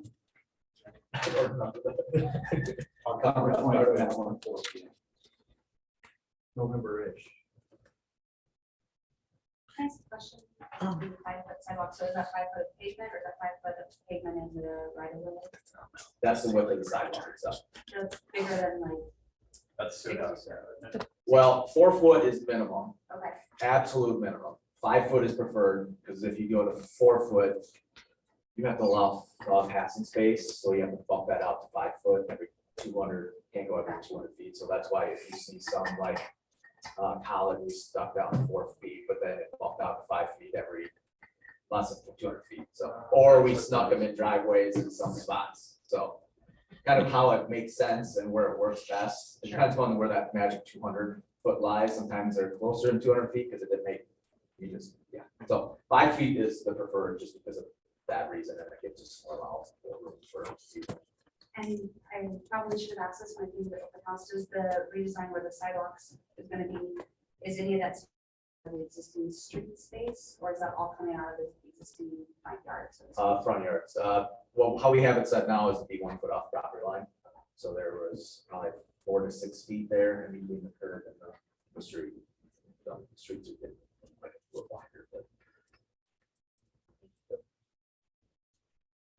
Is there a way that we can wait until after we have the open house to really get into the nitty gritty on this so that we can hear what the residents have to say? Because it looks like there's one that wants it on the west side or no sidewalk, one's against sidewalks, one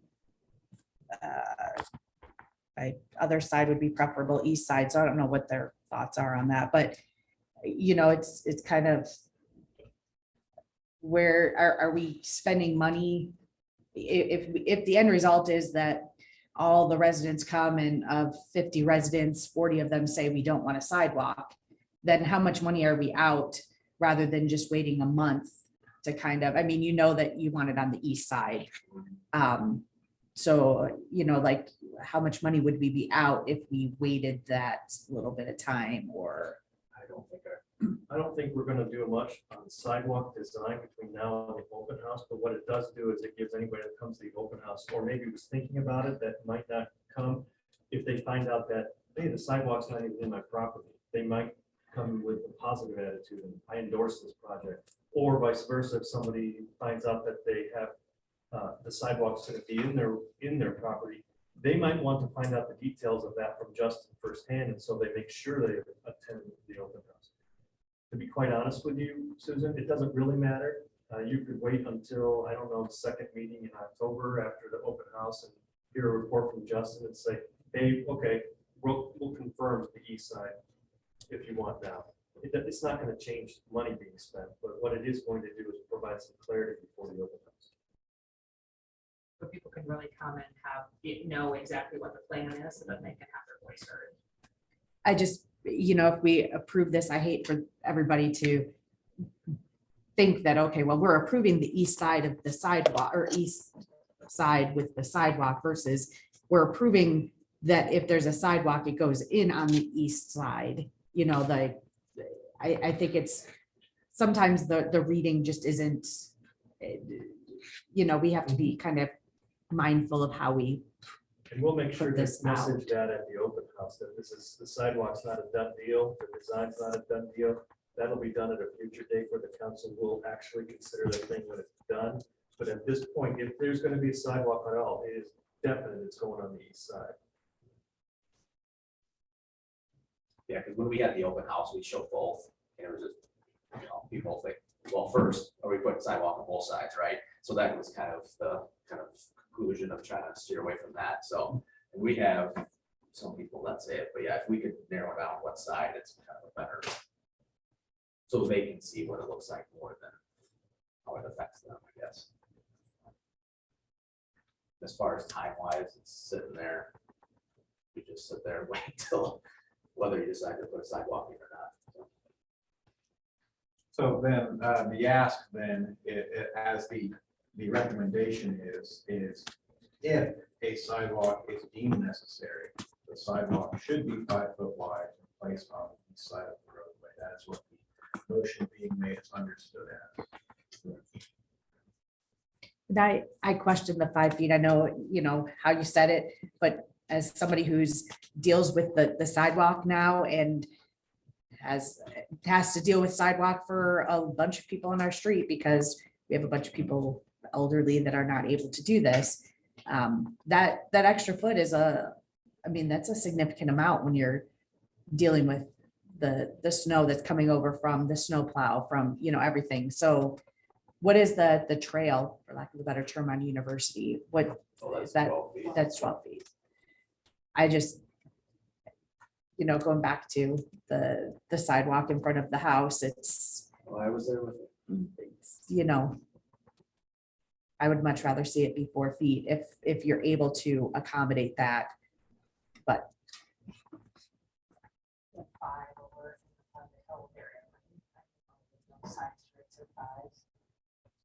Uh, Those older neighborhoods, they might not even be 4. Right. Like, Unless unless there's 2, like, I know some of those are under 4. When they come up to like college and whatnot, yeah. So you can tell, where you really can tell is on, you know, the north side where we connected the old ones, if there's like a little taper from one, you can, that'll, yeah. So on the north side, if you look, like right where you tie into the new, you kind of see a little taper there. It's subtle, but I would gather most of those are under 4 feet. It's close, like 3 feet 9 inches or something like that. 10 inches. And Justin can make a note of that this evening, so that when the design is brought forward for council, that there was there's going to be a discussion about 4 versus 5, and he can be prepared to show what the difference is, maybe even visually, so that you can make a decision. I don't think that outside any kind of SUDAS guidelines or any complete streets guidelines that we already have in place here, I don't think that Old Mink's going to say, we definitely need 5 feet or 4 feet, unless there's a good reason, maybe it's access or, you know, wheelchair turnaround, something like that. Right, it's more recommended. That's 5 feet. Those are control lag and the ADA accessibility stuff is, they're more wanting 5 feet more than 4 anymore. So Further discussion or questions? Hearing none, roll call. Teresa Harms, yes. Michael Libby, Yes. Lauren Campbell, Yes. Susan Skiris, Yes. Joseph Jones. Yes. 7E removed. 7F, discussion on code enforcement and nuisance abatement at my request. There's been a few emails exchanged related to code enforcement in the community. It is I would say, ongoing discussion. We do not have a dedicated code enforcement person. I don't believe we, as long as I can remember, we've ever really had one. There was a joint responsibility. Planning and zoning and permitting and code enforcement. But nonetheless, I think there may be growing concerns about nuisance abatement and code enforcement. And what I will tell you is I met with Mid-Iowa Association of Local Governments, which are the mayors of all of the Des Moines metro area cities, and we are not alone in this. It seems that COVID has had an effect on people where I think it just destroyed a great deal of people's routines. And quite simply, people just aren't really mowing like they used to. So we are not alone in A, challenges in code enforcement, and B, rising level of complaints that have come through. With that, I wanted to discuss this real quick. Dennis, if you could tell us, kind of give us a crash course in code enforcement so we understand it. You bet. I put this flowchart together just impromptu this afternoon with my wonderful graphic skills and ability to tell a story.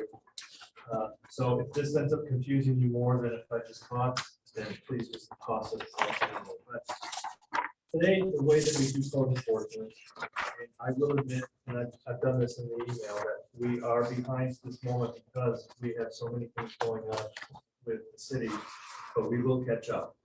And we do have a person, the deputy city clerk that was hired, that is specifically in the job description to be the one that would receive complaints and send out correspondence to get compliance. However, that person is very busy at the moment and also is trying to get through training for his new position, even though he's been here, I think now, coming up on 6 months, right? So No. the code enforcement flow chart. that you see- 3 months. Seems like forever. Tell them I said 6 months.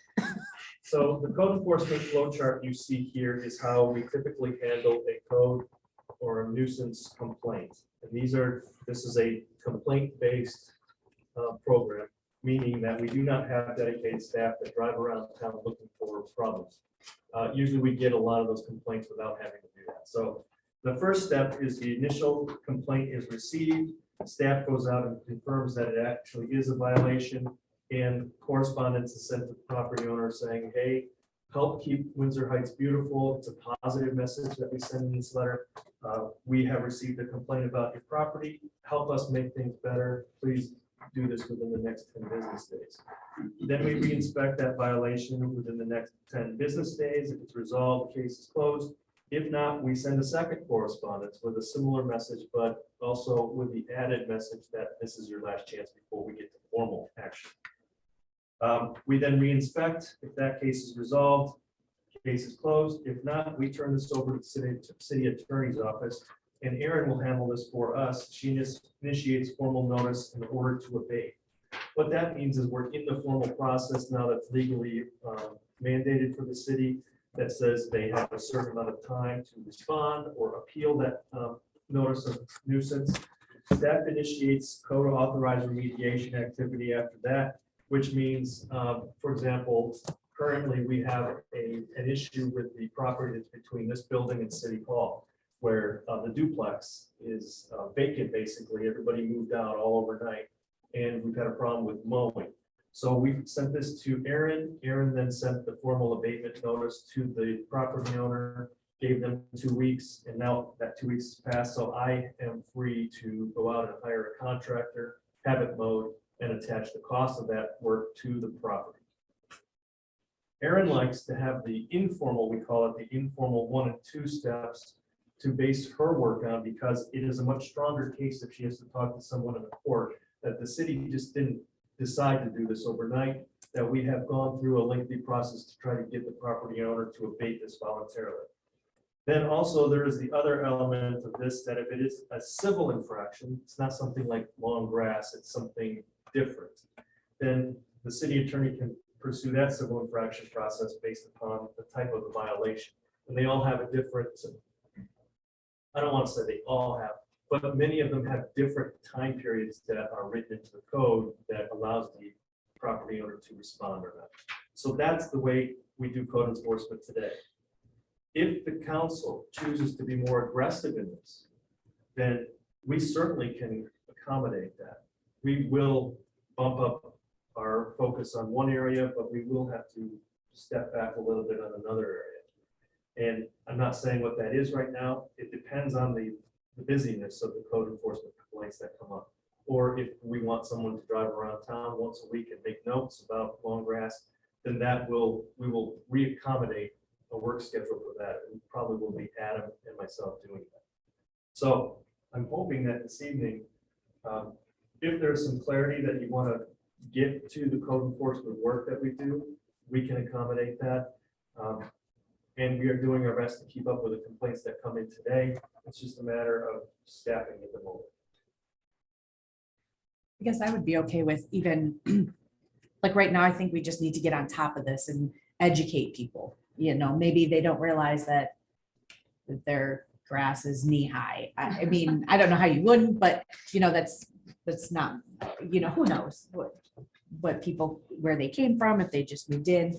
But I think even if we would do an hour every 2 weeks or even a week right now, just well, we can actually educate people. And, you know, since we have kind of let it go a little bit, maybe the education would be enough. And then next year we wouldn't have to worry about it because everybody would be educated and would be happy to mow, you know, every 10, 14 days or whatever, and make it so that nobody ever has to come out. You know, I think right now we're just in this situation where there are a lot of places that are not being mowed or that having furniture that has been out on the sidewalk or side of the street for weeks on end. And I know a few of these people are new to our community. So I knew one person's mother and sent a text that said, hey, just so you know, these are the steps you have to take to get your furniture picked up, or your child's furniture picked up. Oh, I didn't know that those were the steps. So, I don't want there to be tickets just flying, or, like, I don't think everything needs to have the written warnings or whatever. Just, hey, I know you're new to the community. Did you know that you can't really park your vehicles on the grass overnight or for weeks on end, or, this, I know maybe you came from a smaller town and that's acceptable, but it's against our rules here in Windsor Heights. Is there anything we can do to help you create a new place for you to park, or whatever? I think that's a really good point. It's one of the complaints that I got from somebody is, and it's been like this for 10 months. I can't believe the city hasn't done anything. And I asked, oh, so when did you initially submit your complaint? And it was just telling me right then. And so I think there's also residents have an assumption that the city is looking out for those problems differently than we currently are. And we don't want to just drive around looking for problems and looking for arguments, but the education piece is vital. On that note, there was I compiled, I think,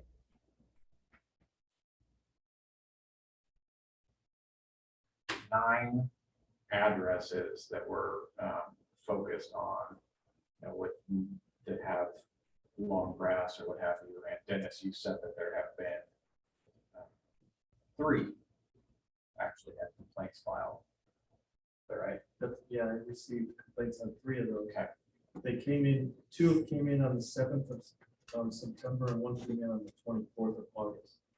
The one that came in on the 24th of August is actually the Presbyterian Church properties, I think south on 63rd. And I brought that up to them in person while I had a couple meetings with them. And then it came up again when you sent your email, Susan, and I actually sent them a letter this time. So the Presbyterian Church knows about the issue. We've had this happen before because they have a contractor that just doesn't keep up with what they're supposed to do. But I always try to do it in a way that it's not, hey, it's help us do better. And I've had a couple of citizens, there was one over on Northwood or Northwest Drive, who just plain, he's an elderly gentleman, his contractor just plain didn't show up this year. And so for him, it was a difficult thing to find a new contractor, but it got to the point where he called me every couple of days just to tell me, I found somebody, I'm doing this. And that's what we want, right? So as soon as somebody calls me in after getting a letter, if they say, I can't take care of this right now, I don't have the money or whatever, I can do it in a couple of weeks. At least I know about it and I know that progress is being made. Plus, a lot of times I will get a complaint on a Saturday morning. Somebody drives around town. I know it's not you, Susan, because you're too busy, but on Saturday morning, I'll get a flood of maybe 6 complaints about long grass. And by the time I drive into work Monday morning, they're all mowed, so they're all taken care of. So sometimes it's just, I think, residents get a little antsy about their neighbor because they had to put the time in, right? I think a thing to focus on here is, again, this is complaint based. And, if no one is saying anything, then no one really knows about it. Your neighbor over there is getting upset about the length of the grass, but the city doesn't know that unless you fill the Civic Plus form out. So I think it's important to just not assume that, well, someone's going to say something. Well, no, they're not. And then, it grows worse until we get an email about something. So I think it's important for residents to, or just go talk to your neighbor, or hold each other accountable, because I have no problem filing complaints. I sent something to Clive and about fixing the potholes over there on, what is that? That I walk on every the northwest, is it 70? I'm glad you did that. Yeah, so, you know. That was pretty bad. Yeah, it was because Really bad. I think everybody just assumed, well, someone's gonna say something eventually. And I said, okay, well, I guess I'll just send the email. And within 1 week, the potholes were fixed. So, you know, you have to be accountable yourself as well. Can I ask what the legality is of, say, you know, I receive, because I seem to receive a lot of the nuisance complaints. So if I get an address, 1441 64th Street, okay, well, that's my house. Are we able to just go and educate, hey, is everything okay here? You know, you usually take care of are there things going on here? Did you just lose your husband? Did you have, you know, like all of these, did you just have major surgery? Or is there how does that turn into, is that something that council can do if we see these complaints and they're normally, the houses are normally kept immaculate and now all of a sudden we're seeing that the grass is high? I don't want to overstep either, and I don't want to but I also want to make sure that they know that they don't have to suffer, where we can help devise a plan or, you know, What I whatever. think you're talking about though, Susan, is being a good neighbor. Right? Yes. You're not talking about being a council person who's looking to, you know, get you in the code enforcement system, which is always best. When we send the letters out, the letter has a section in there that says, if there are extenuating circumstances, if there's something's going on, please contact me, my phone number, my email address, and let me know, and we'll work with you on this. And you would be surprised at how many people take me up on that. So the gentleman that has the pontoon boat on 73rd that we are talking about, when I stopped out there, I did it on a weekend because I was coming through Windsor Heights and I just so happened to see him walking around in his yard. So I pulled in with my BMW. He probably thought, this here comes crazy. But I introduced myself and he said, yeah, crazy. So we talked about it and he explained to me how he has the pontoon boat is on concrete cinder blocks because he knows that's what the rule is. And he knows it's the rule in this town, and this town, and this town, Urbandale and West Des Moines. And it's his brother-in-law's. And I asked him if that's temporary. He said he hopes so. But then I went back and looked at the code back in the office and found out that the code requires it to be the length of the boat. So when I informed him of that, he said, okay, I'm going to see if I can get a pad put in. Dennis, is it okay if it takes me a little while because I don't have the money to put a pad in today? And of course it is, but I have to continually check in with him or he checks in with me. And I think that's the kind of approach that I want to take. But if the council wants me to take a different approach, you know, sometimes you do have to just say, listen, we've given you enough time. It's been a month. Get this taken care of or Aaron's going to get involved. And you don't want Aaron involved. You do not want me involved. Susan, to your question, I think it's fine for you. Obviously, you can have those interactions with your neighbors and just, hey, everything okay? I just noticed this or that. I don't know that I would ask, you know, medical questions or those kinds of things. But I agree with Dennis. Ultimately, you can have that conversation, but then make sure that it gets to Dennis so that everyone's treated the same and we've got a good record of how we're handling each of these properties. Because I don't want it to fall through the cracks because you know, one of the council folks thinks they've addressed it, but then it never got turned into City Hall. So I think that's the key. I think this would be a great addition to a future newsletter. Just how. Page one. I was gonna say, can we just have front page, like? Yeah, but Andrew, can we get, you know, we could read more inside and dedicate like the entire page or pages of, you know, here's simple things, and if there's a problem, here's how to address it. On social media in previous years, or I think even earlier this spring, there's been good posts about like after heavy rainfall, when we've had a lot of growth grass. So social media, Yes. to stay on top of that, I think is also helpful. Yep, we did the same thing with Sidewalk. Yeah. So just so you know, the more things that go on the front page, the greater the odds are that Teresa's idea of focusing on a staff member and starting with the city administrator in the newsletter this time gets buried or even kicked out of the newsletter. So There's always the backside though. you know? I belong on the backside. The back front, yes, the back front. All right, is there any further discussion to have on this? I think probably not so much a plan, but yes, putting something in the newsletter, education is important, talking to your neighbor is important. Actually reporting things using Civic Plus, you can do it anonymously if I recall. Yes, You know, you can. just taking the time to file those things, they will be addressed in time, but everyone has to do their part to say something. Just a reminder that if you do it anonymously, then if Dennis gets that civic, if he gets that nuisance complaint, he's not able to follow up with you on that complaint. So there will be no follow up from Dennis on that. He'll just take care of it. And then he won't be able to say, I followed up with this and, this has been taken care of or whatever. One other thing that I had to note to say is I want to start including this as a report in the Friday email too. And I would say frequency, maybe once a month, I could just give you a list of what we're working on code enforcement wise, or maybe what has been closed out over the last report. If I do that once a month, then you can see and maybe see. So look for that too. We used to get that, and we had the staffers admitted to that, we had a weekly, or every council meeting, we had it, here's the open ones, here's what it was, whatever.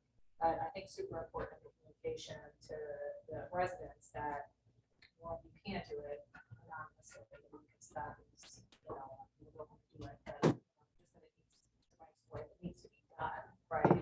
And I think one of the things that I think is still clear through all of this is we are, at least didn't hear from anybody that we're not interested in having somebody go drive around and do that, kind of hand-to-hand combat. Certainly if you see something, let Dennis know. I take pictures and text to them and say, hey, this needs to be done, but I think that there's ways for us as we're out about the community to recognize those things. But I mean, unless I'm wrong, I don't think we're not asking for the staff to go out and do drive-bys once a week to see what's out there. But to be clear, it's not an all or nothing thing right now. So when I go out to look at 3 complaints that were given to me over the weekend, I might drive by one and it's on my list. Travis has been known to tell me about places that he's seen, posting notices and stuff, where if he sees a place where the flowers are dying. Truth comes out. That's right. He's got 5 major places. It's a circuit. Yeah, circuit. If you're off that circuit, you're fine. Any further discussion, council? Thank you for that. 7G, consideration of credit card fee policy. Rochelle can speak to this. I'll just preface it by saying this is what I recall when we were talking about the community center fees, that the council did not want people renting the community center to see any kind of additional fee for credit cards. And so we took that fee and Rochelle crunched the numbers and said, here's about what the average credit card fee would be if we were to include that in the current rate and then bump it some more. I would be fine and protected financially, but then they'll never see that again. So that's what we did. And my notes say that when we did that with the council, we also talked about doing something similar when we update the fees again this coming January. So our intention has been to take these fees out altogether and bury them in all the other fees. So when somebody gets a permit fee, right, they can use a credit card, or they can write a check, or they can pay cash. They're not gonna see anything else, but we on the back end are protecting us by spreading that credit card cost of service over the entire breadth of those fees. So if there's anything more you want to throw in, Rochelle? just at our current processor, we have a really good rate. 0.99% is most of our fee, most of our cards, and then up to 3.29%, and that's literally an American Express that has points. So those American Express with points are 3.29, everything else is about 0.99. So, and if we could change to someone else, we could go to Square, we could go, I mean, there's millions of different ones we could go to, but all the rates were pretty high. And there was an additional cost per transaction, which we do not get. We do not have a per transaction fee, which is really, really nice. But there is the option, we could go to our same credit card processor, and we would use, it would be a 3.95% transaction fee, and we would never see it. It would only be on the backside. So the customer or resident would see it. We wouldn't have any fees at all. But they would have the fee. So it's an option if that's something that you guys want to do. Or like Dennis said, we can just roll everything else into our fees, like our pet fee. Right now we charge $2.50. So $20 pet license, $2.50, you're paying $22.50, but in reality, it's about, it's 79 cents is what it should be. So we could up our fees to whatever, $21, and we're saving people money that way. So it's completely up to you guys, what you want to do, how you want it to face, how you want it to look. So. It says in your, if you, assuming you read this memo, the stop charging at all, incorporate all fees into our rates. It looks like that's kind of what everybody else does. Yes, except for Urbandale, which actually has Premier Solutions, or they have our same provider, Professional Solutions, and they do the 3.95 and charge it back to the resident. Everybody else incorporates it all in. So. No, this was not how I remember, like how the situation went. I know that we decided that we went away with the $2.50 fee, but that we were looking at the cost of the credit cards and how much it would cost, for say the $2,800 that we would do for the community event center. And then I use the 3% because I don't want to try to do numbers and that stuff. So, that was my question on things. And then we that was like, I don't know, November, December, January. And then we revisited it in February and then March and then June or July and then now. So I wasn't aware that we were putting everything, rolling that into the 2,800. I thought that we were still looking at our options as far as the credit card and how much money we would lose if somebody put $2,800 on their credit card at the 3%, which is maybe $84-ish or something, times however many times it's rented. That's just kind of what I was looking at, because when you showed some of the other facilities, when we were comparing kind of apples to oranges, because nothing's really the same. A lot of those places, if you were using a credit card, they could charge the 5% or the 3% because they're a private facility, so they can charge whatever they want. I've learned through you that we can't make money, so we have to charge them exactly what the credit card, what we would be charged. So that's kind of where my confusion was, because somehow wires got crossed. Yeah, we went back through and tried to look too, because we wanted to be sure we have been transparent about it. And I think the original fee schedule outline that we gave to you earlier or late in 21 had the $2.50 fee in there for rental, which means we were losing money, right? It's a $2.50 fee for a credit card. When it's costing us $85, that's a loss to us. So we did that. The discussion was to eliminate that and roll it in. So we created a brand new guide and dated it at the top, and that the mention of the $2.50 fee was taken out altogether. But I thought it was different. Like we did that for everything else, and then the community event center was a different beast. We had talked about that as a different kind of entity toward things. Because I went back through and looked at our the whole work session just to see, because I didn't want to be on Rochelle and say, what are we doing? If I'm completely, if my notes were mistaken, because trust me, that's bound to happen. Well, what do we want to do now? How about that? So I guess at this point in time, when is the next, I'm looking at this like it's gonna tell me. When is our next fee schedule? You can update it at any point. I will update it. Will be updated again in December for January. But we can do it right now. I can have it ready for the next council meeting. If you decide to change something, I can do it. As for me, I would be okay with waiting to December. I mean, I can look at this because it does say September. It does make sense. And then that gives us time to update the website and then update all of our equipment. And however you want to change it, it makes complete sense to wait till January to introduce new fees. But The question. can do for whatever you council, want. I think is, do you want to go with a transparent credit card fee? Or do you want to do like what Urbandale does and just throw it right on, and let the customer pay it straightforward? Yeah. Right now, we are moving towards a transparent so that nobody sees additional fees being added on to their cost of service. So then would we increase from 2,800 to 2,900? I mean, is that? Yes.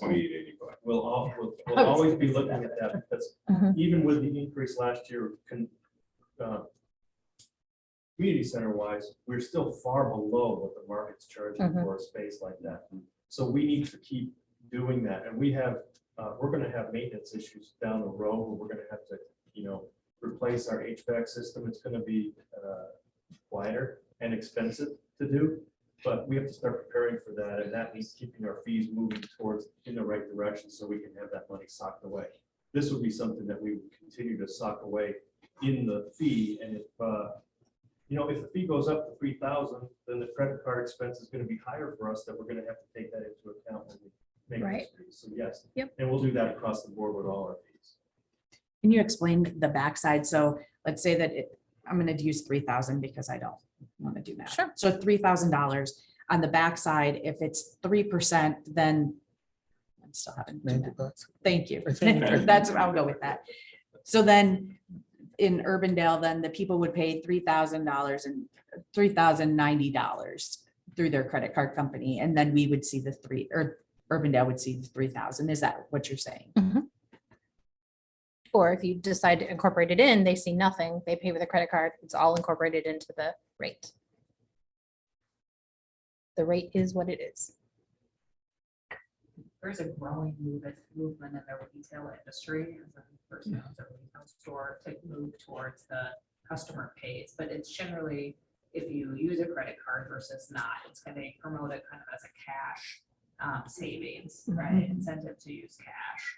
So I share that as it's, I'm not surprised to see others do it, and there's a real push to doing it. I was kind of surprised the first time it was presented to me, but a lot of retailers are moving. I mean, I don't think you're not seeing the big boxes or anybody move to that, but you're seeing a lot of small businesses start to transition. The League of Cities is starting to do it. I just saw it and I thought, oh, well, let's not pay with credit card, then let's write a check. So yeah, they're doing it as well. And theirs is actually, their fee is 4%. And thinking about our reservation systems online, right? So people have to pay that deposit in order to block the date, and the date availability is obviously a key driver for the Saturdays. And so when people essentially have to book it online and have to use a card, I prefer us to have it built in because they have to go online to reserve the date. Except that they can call and then send a check for that deposit. Yeah, I take a few, there's like some union groups, things like that don't want to pay the fees, so they'll drop off a check and then I'll hold the date till the check comes, so. And we have So people. you do reserve the date till the check comes. Yep, I will, as long as we're in communication, yep, Gotcha. definitely. That's good to know that. And we Yeah. have people that pay the $2,800 in In cash. cash installments, yes. Which then she immediately runs to the bank. I'm like, We're let's like, oh go my to God, the let's go. Get out of here. But Lauren does have a good point with permits, let's say fence permits, people submit those fence permits and when they get approved, they want to go build a fence tomorrow. So they'll call Travis and give the credit card number over the phone so they can get paid and they can get it approved and get moving. Whereas if they don't have that ability, they have to wait until they can get out of work to come drop off the check and then So it's a convenience thing. I think as a local government, we're in the convenience business for our residents, and I'm just not sure that we want to get away from that right now. So if we can make it as easy as possible. It's not a huge expense for us. I mean, $293 was FY '22. So it's not like a huge loss. We lost. Yes, it cost us $293 to allow credit. Sorry, expense. That is probably spent more on coffee. Lately. All right, so there are 3 options presented to us. Based upon our discussion, if someone can make a motion, I'd move for option C. I would option. Leave credit card fees the same. So basically no change in A, right? Mhm. So if we did A, we would still be charging $2.50 to say a pet license. And then in January, then we would start the difference. Otherwise, we'd stop right now. We stop charging the fee at all and incorporate all credit card fees into our rates. So that means you'd have to redo our rates then prior to January. So if we do A, then you don't have to do anything until. Right, so if you redoing it did in C, January. C would have to be effective in the future. So it would have to be January 1. all right, will you amend that motion then? So Joseph's Joseph motion was motion. C effective in January. Right. Yeah, and that was my assumption. Okay. We're changing the days for January. Excellent. Further discussion on that? Roll call. Susan Skiris, yes. Joseph Jones, Yes. Michael Libby, Yes. Lauren Campbell, Yes. and Teresa Harms. So how are you gonna figure out what the fees are? So Just make- we'll estimate. Okay. I'll do an estimation and in most cases, it'll be very 7H, similar. consideration of city box service. Dennis. Yes, Council, quickly, when you approved the continuation of the city bus service on a month-to-month, put a caveat that when January to June data was available, it would be forwarded to you and you could make a decision on whether to keep going with city bus based on usage data. We received that, we gave it to the communications committee. The communications committee looked over and said, we recommend discontinuing this. We don't need it anymore. We have the City Plus. And so they're recommending this evening, and I concur that we discontinue the city bus service. So moved. Second. Further discussion? Hearing none, roll call. Susan Skiris, Yes. Joseph Jones, Yes. Michael Libby, Yes. Lauren Campbell, Yes. and Teresa Harms. 7I, consideration of cyber breach limit insurance increase. Travis? Yes. My name is on the memo. I usually do the insurance stuff. Actually, this was not a surprise to me. Like Mark explained, it's all, getting more and more expensive. My partner sells insurance, cyber insurance. He goes, only double? What are they, what's there to think about? So it's just how the game goes. We will have to act quickly though, because we will have to get this bound right away. So Dennis wants to. The only thing I would say add is, when we got this information, we shared it over with Chad, who's Derek and Chad run our IT. Yeah. And they looked into this a little bit. Chad reached out to I didn't know ICAP. that. And can you explain what you found out, just in a nutshell, not all the crazy details that you and I were discussing on the phone, but. Not a good deal.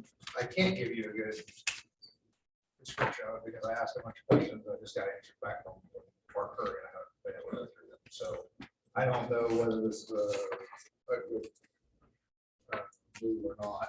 There's some increases. I think it says $1 million in the policy. It's not actually $1 million for cyber breach. It's 100,000, I think, for cyber breach.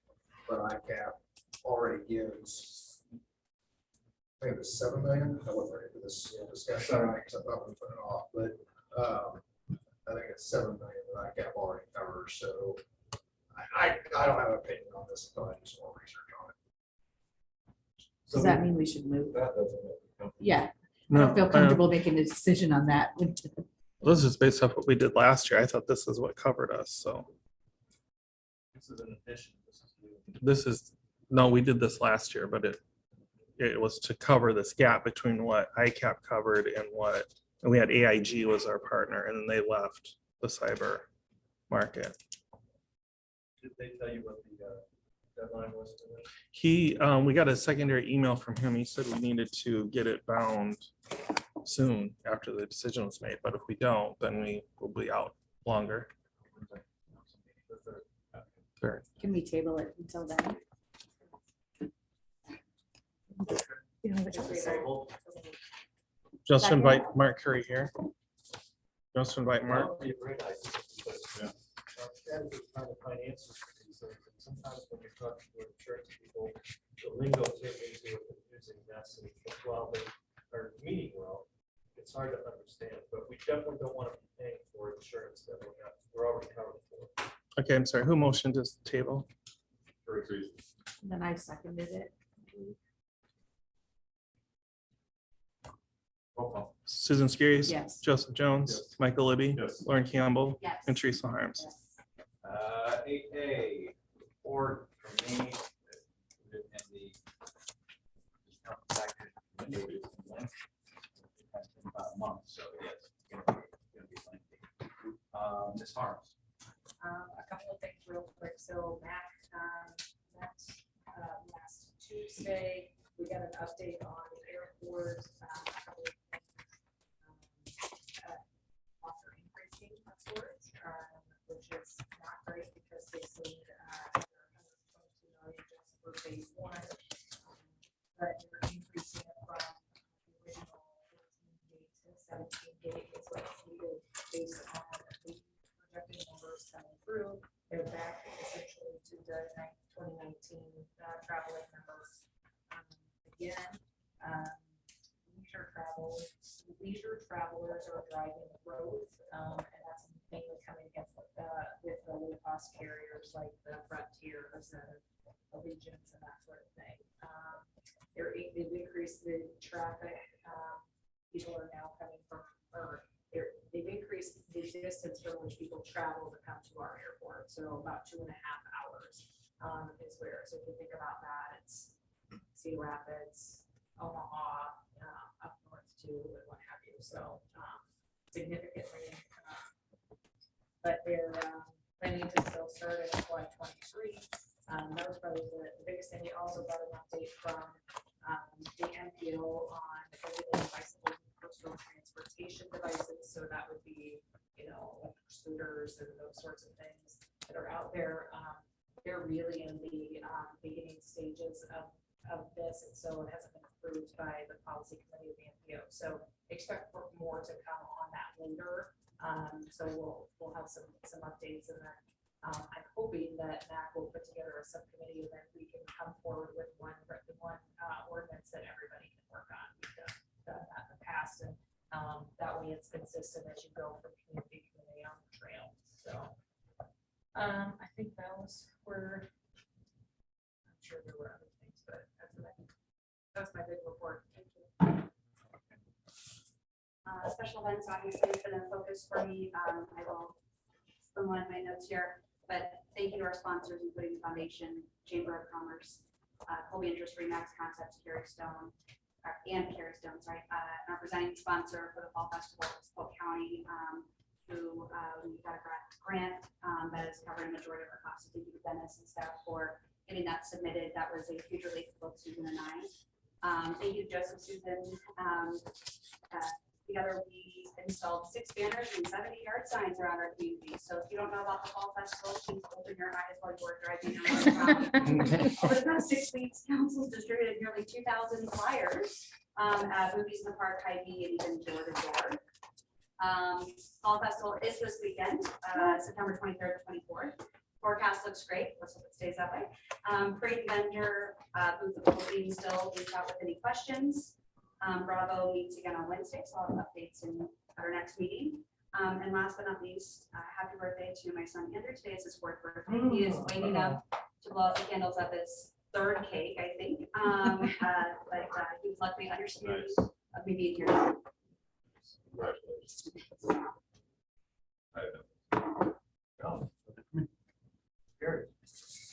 Well, Touch a Truck was a success, as was Moving the Park there in September. We had over 250 people at the movie, and most of the people from Touch a Truck event came to the movie afterwards.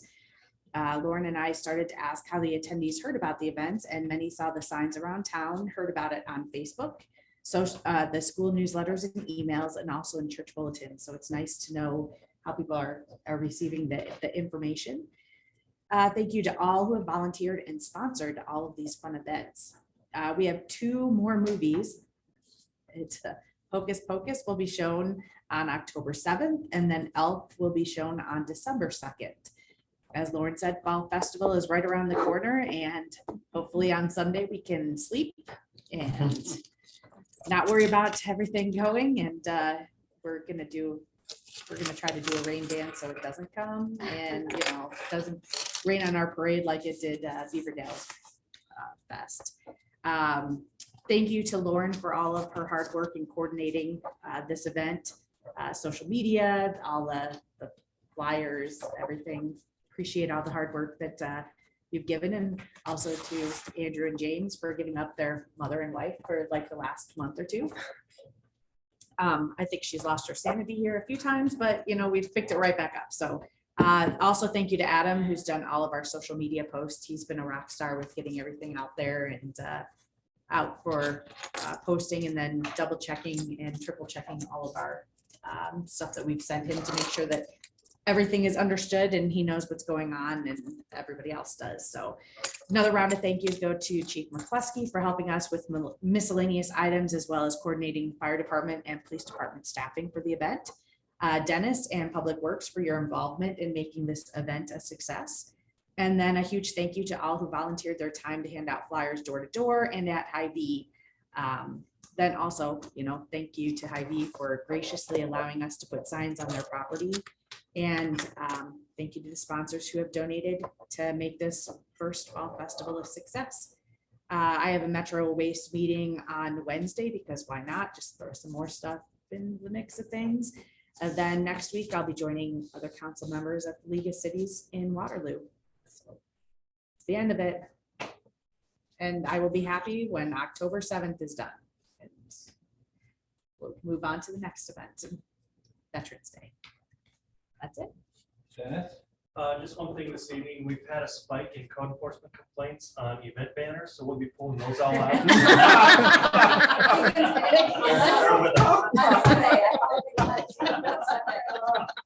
Very good.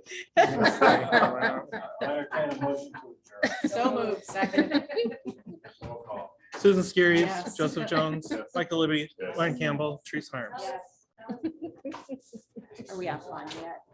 Oh, just 1 second. Hilarious. So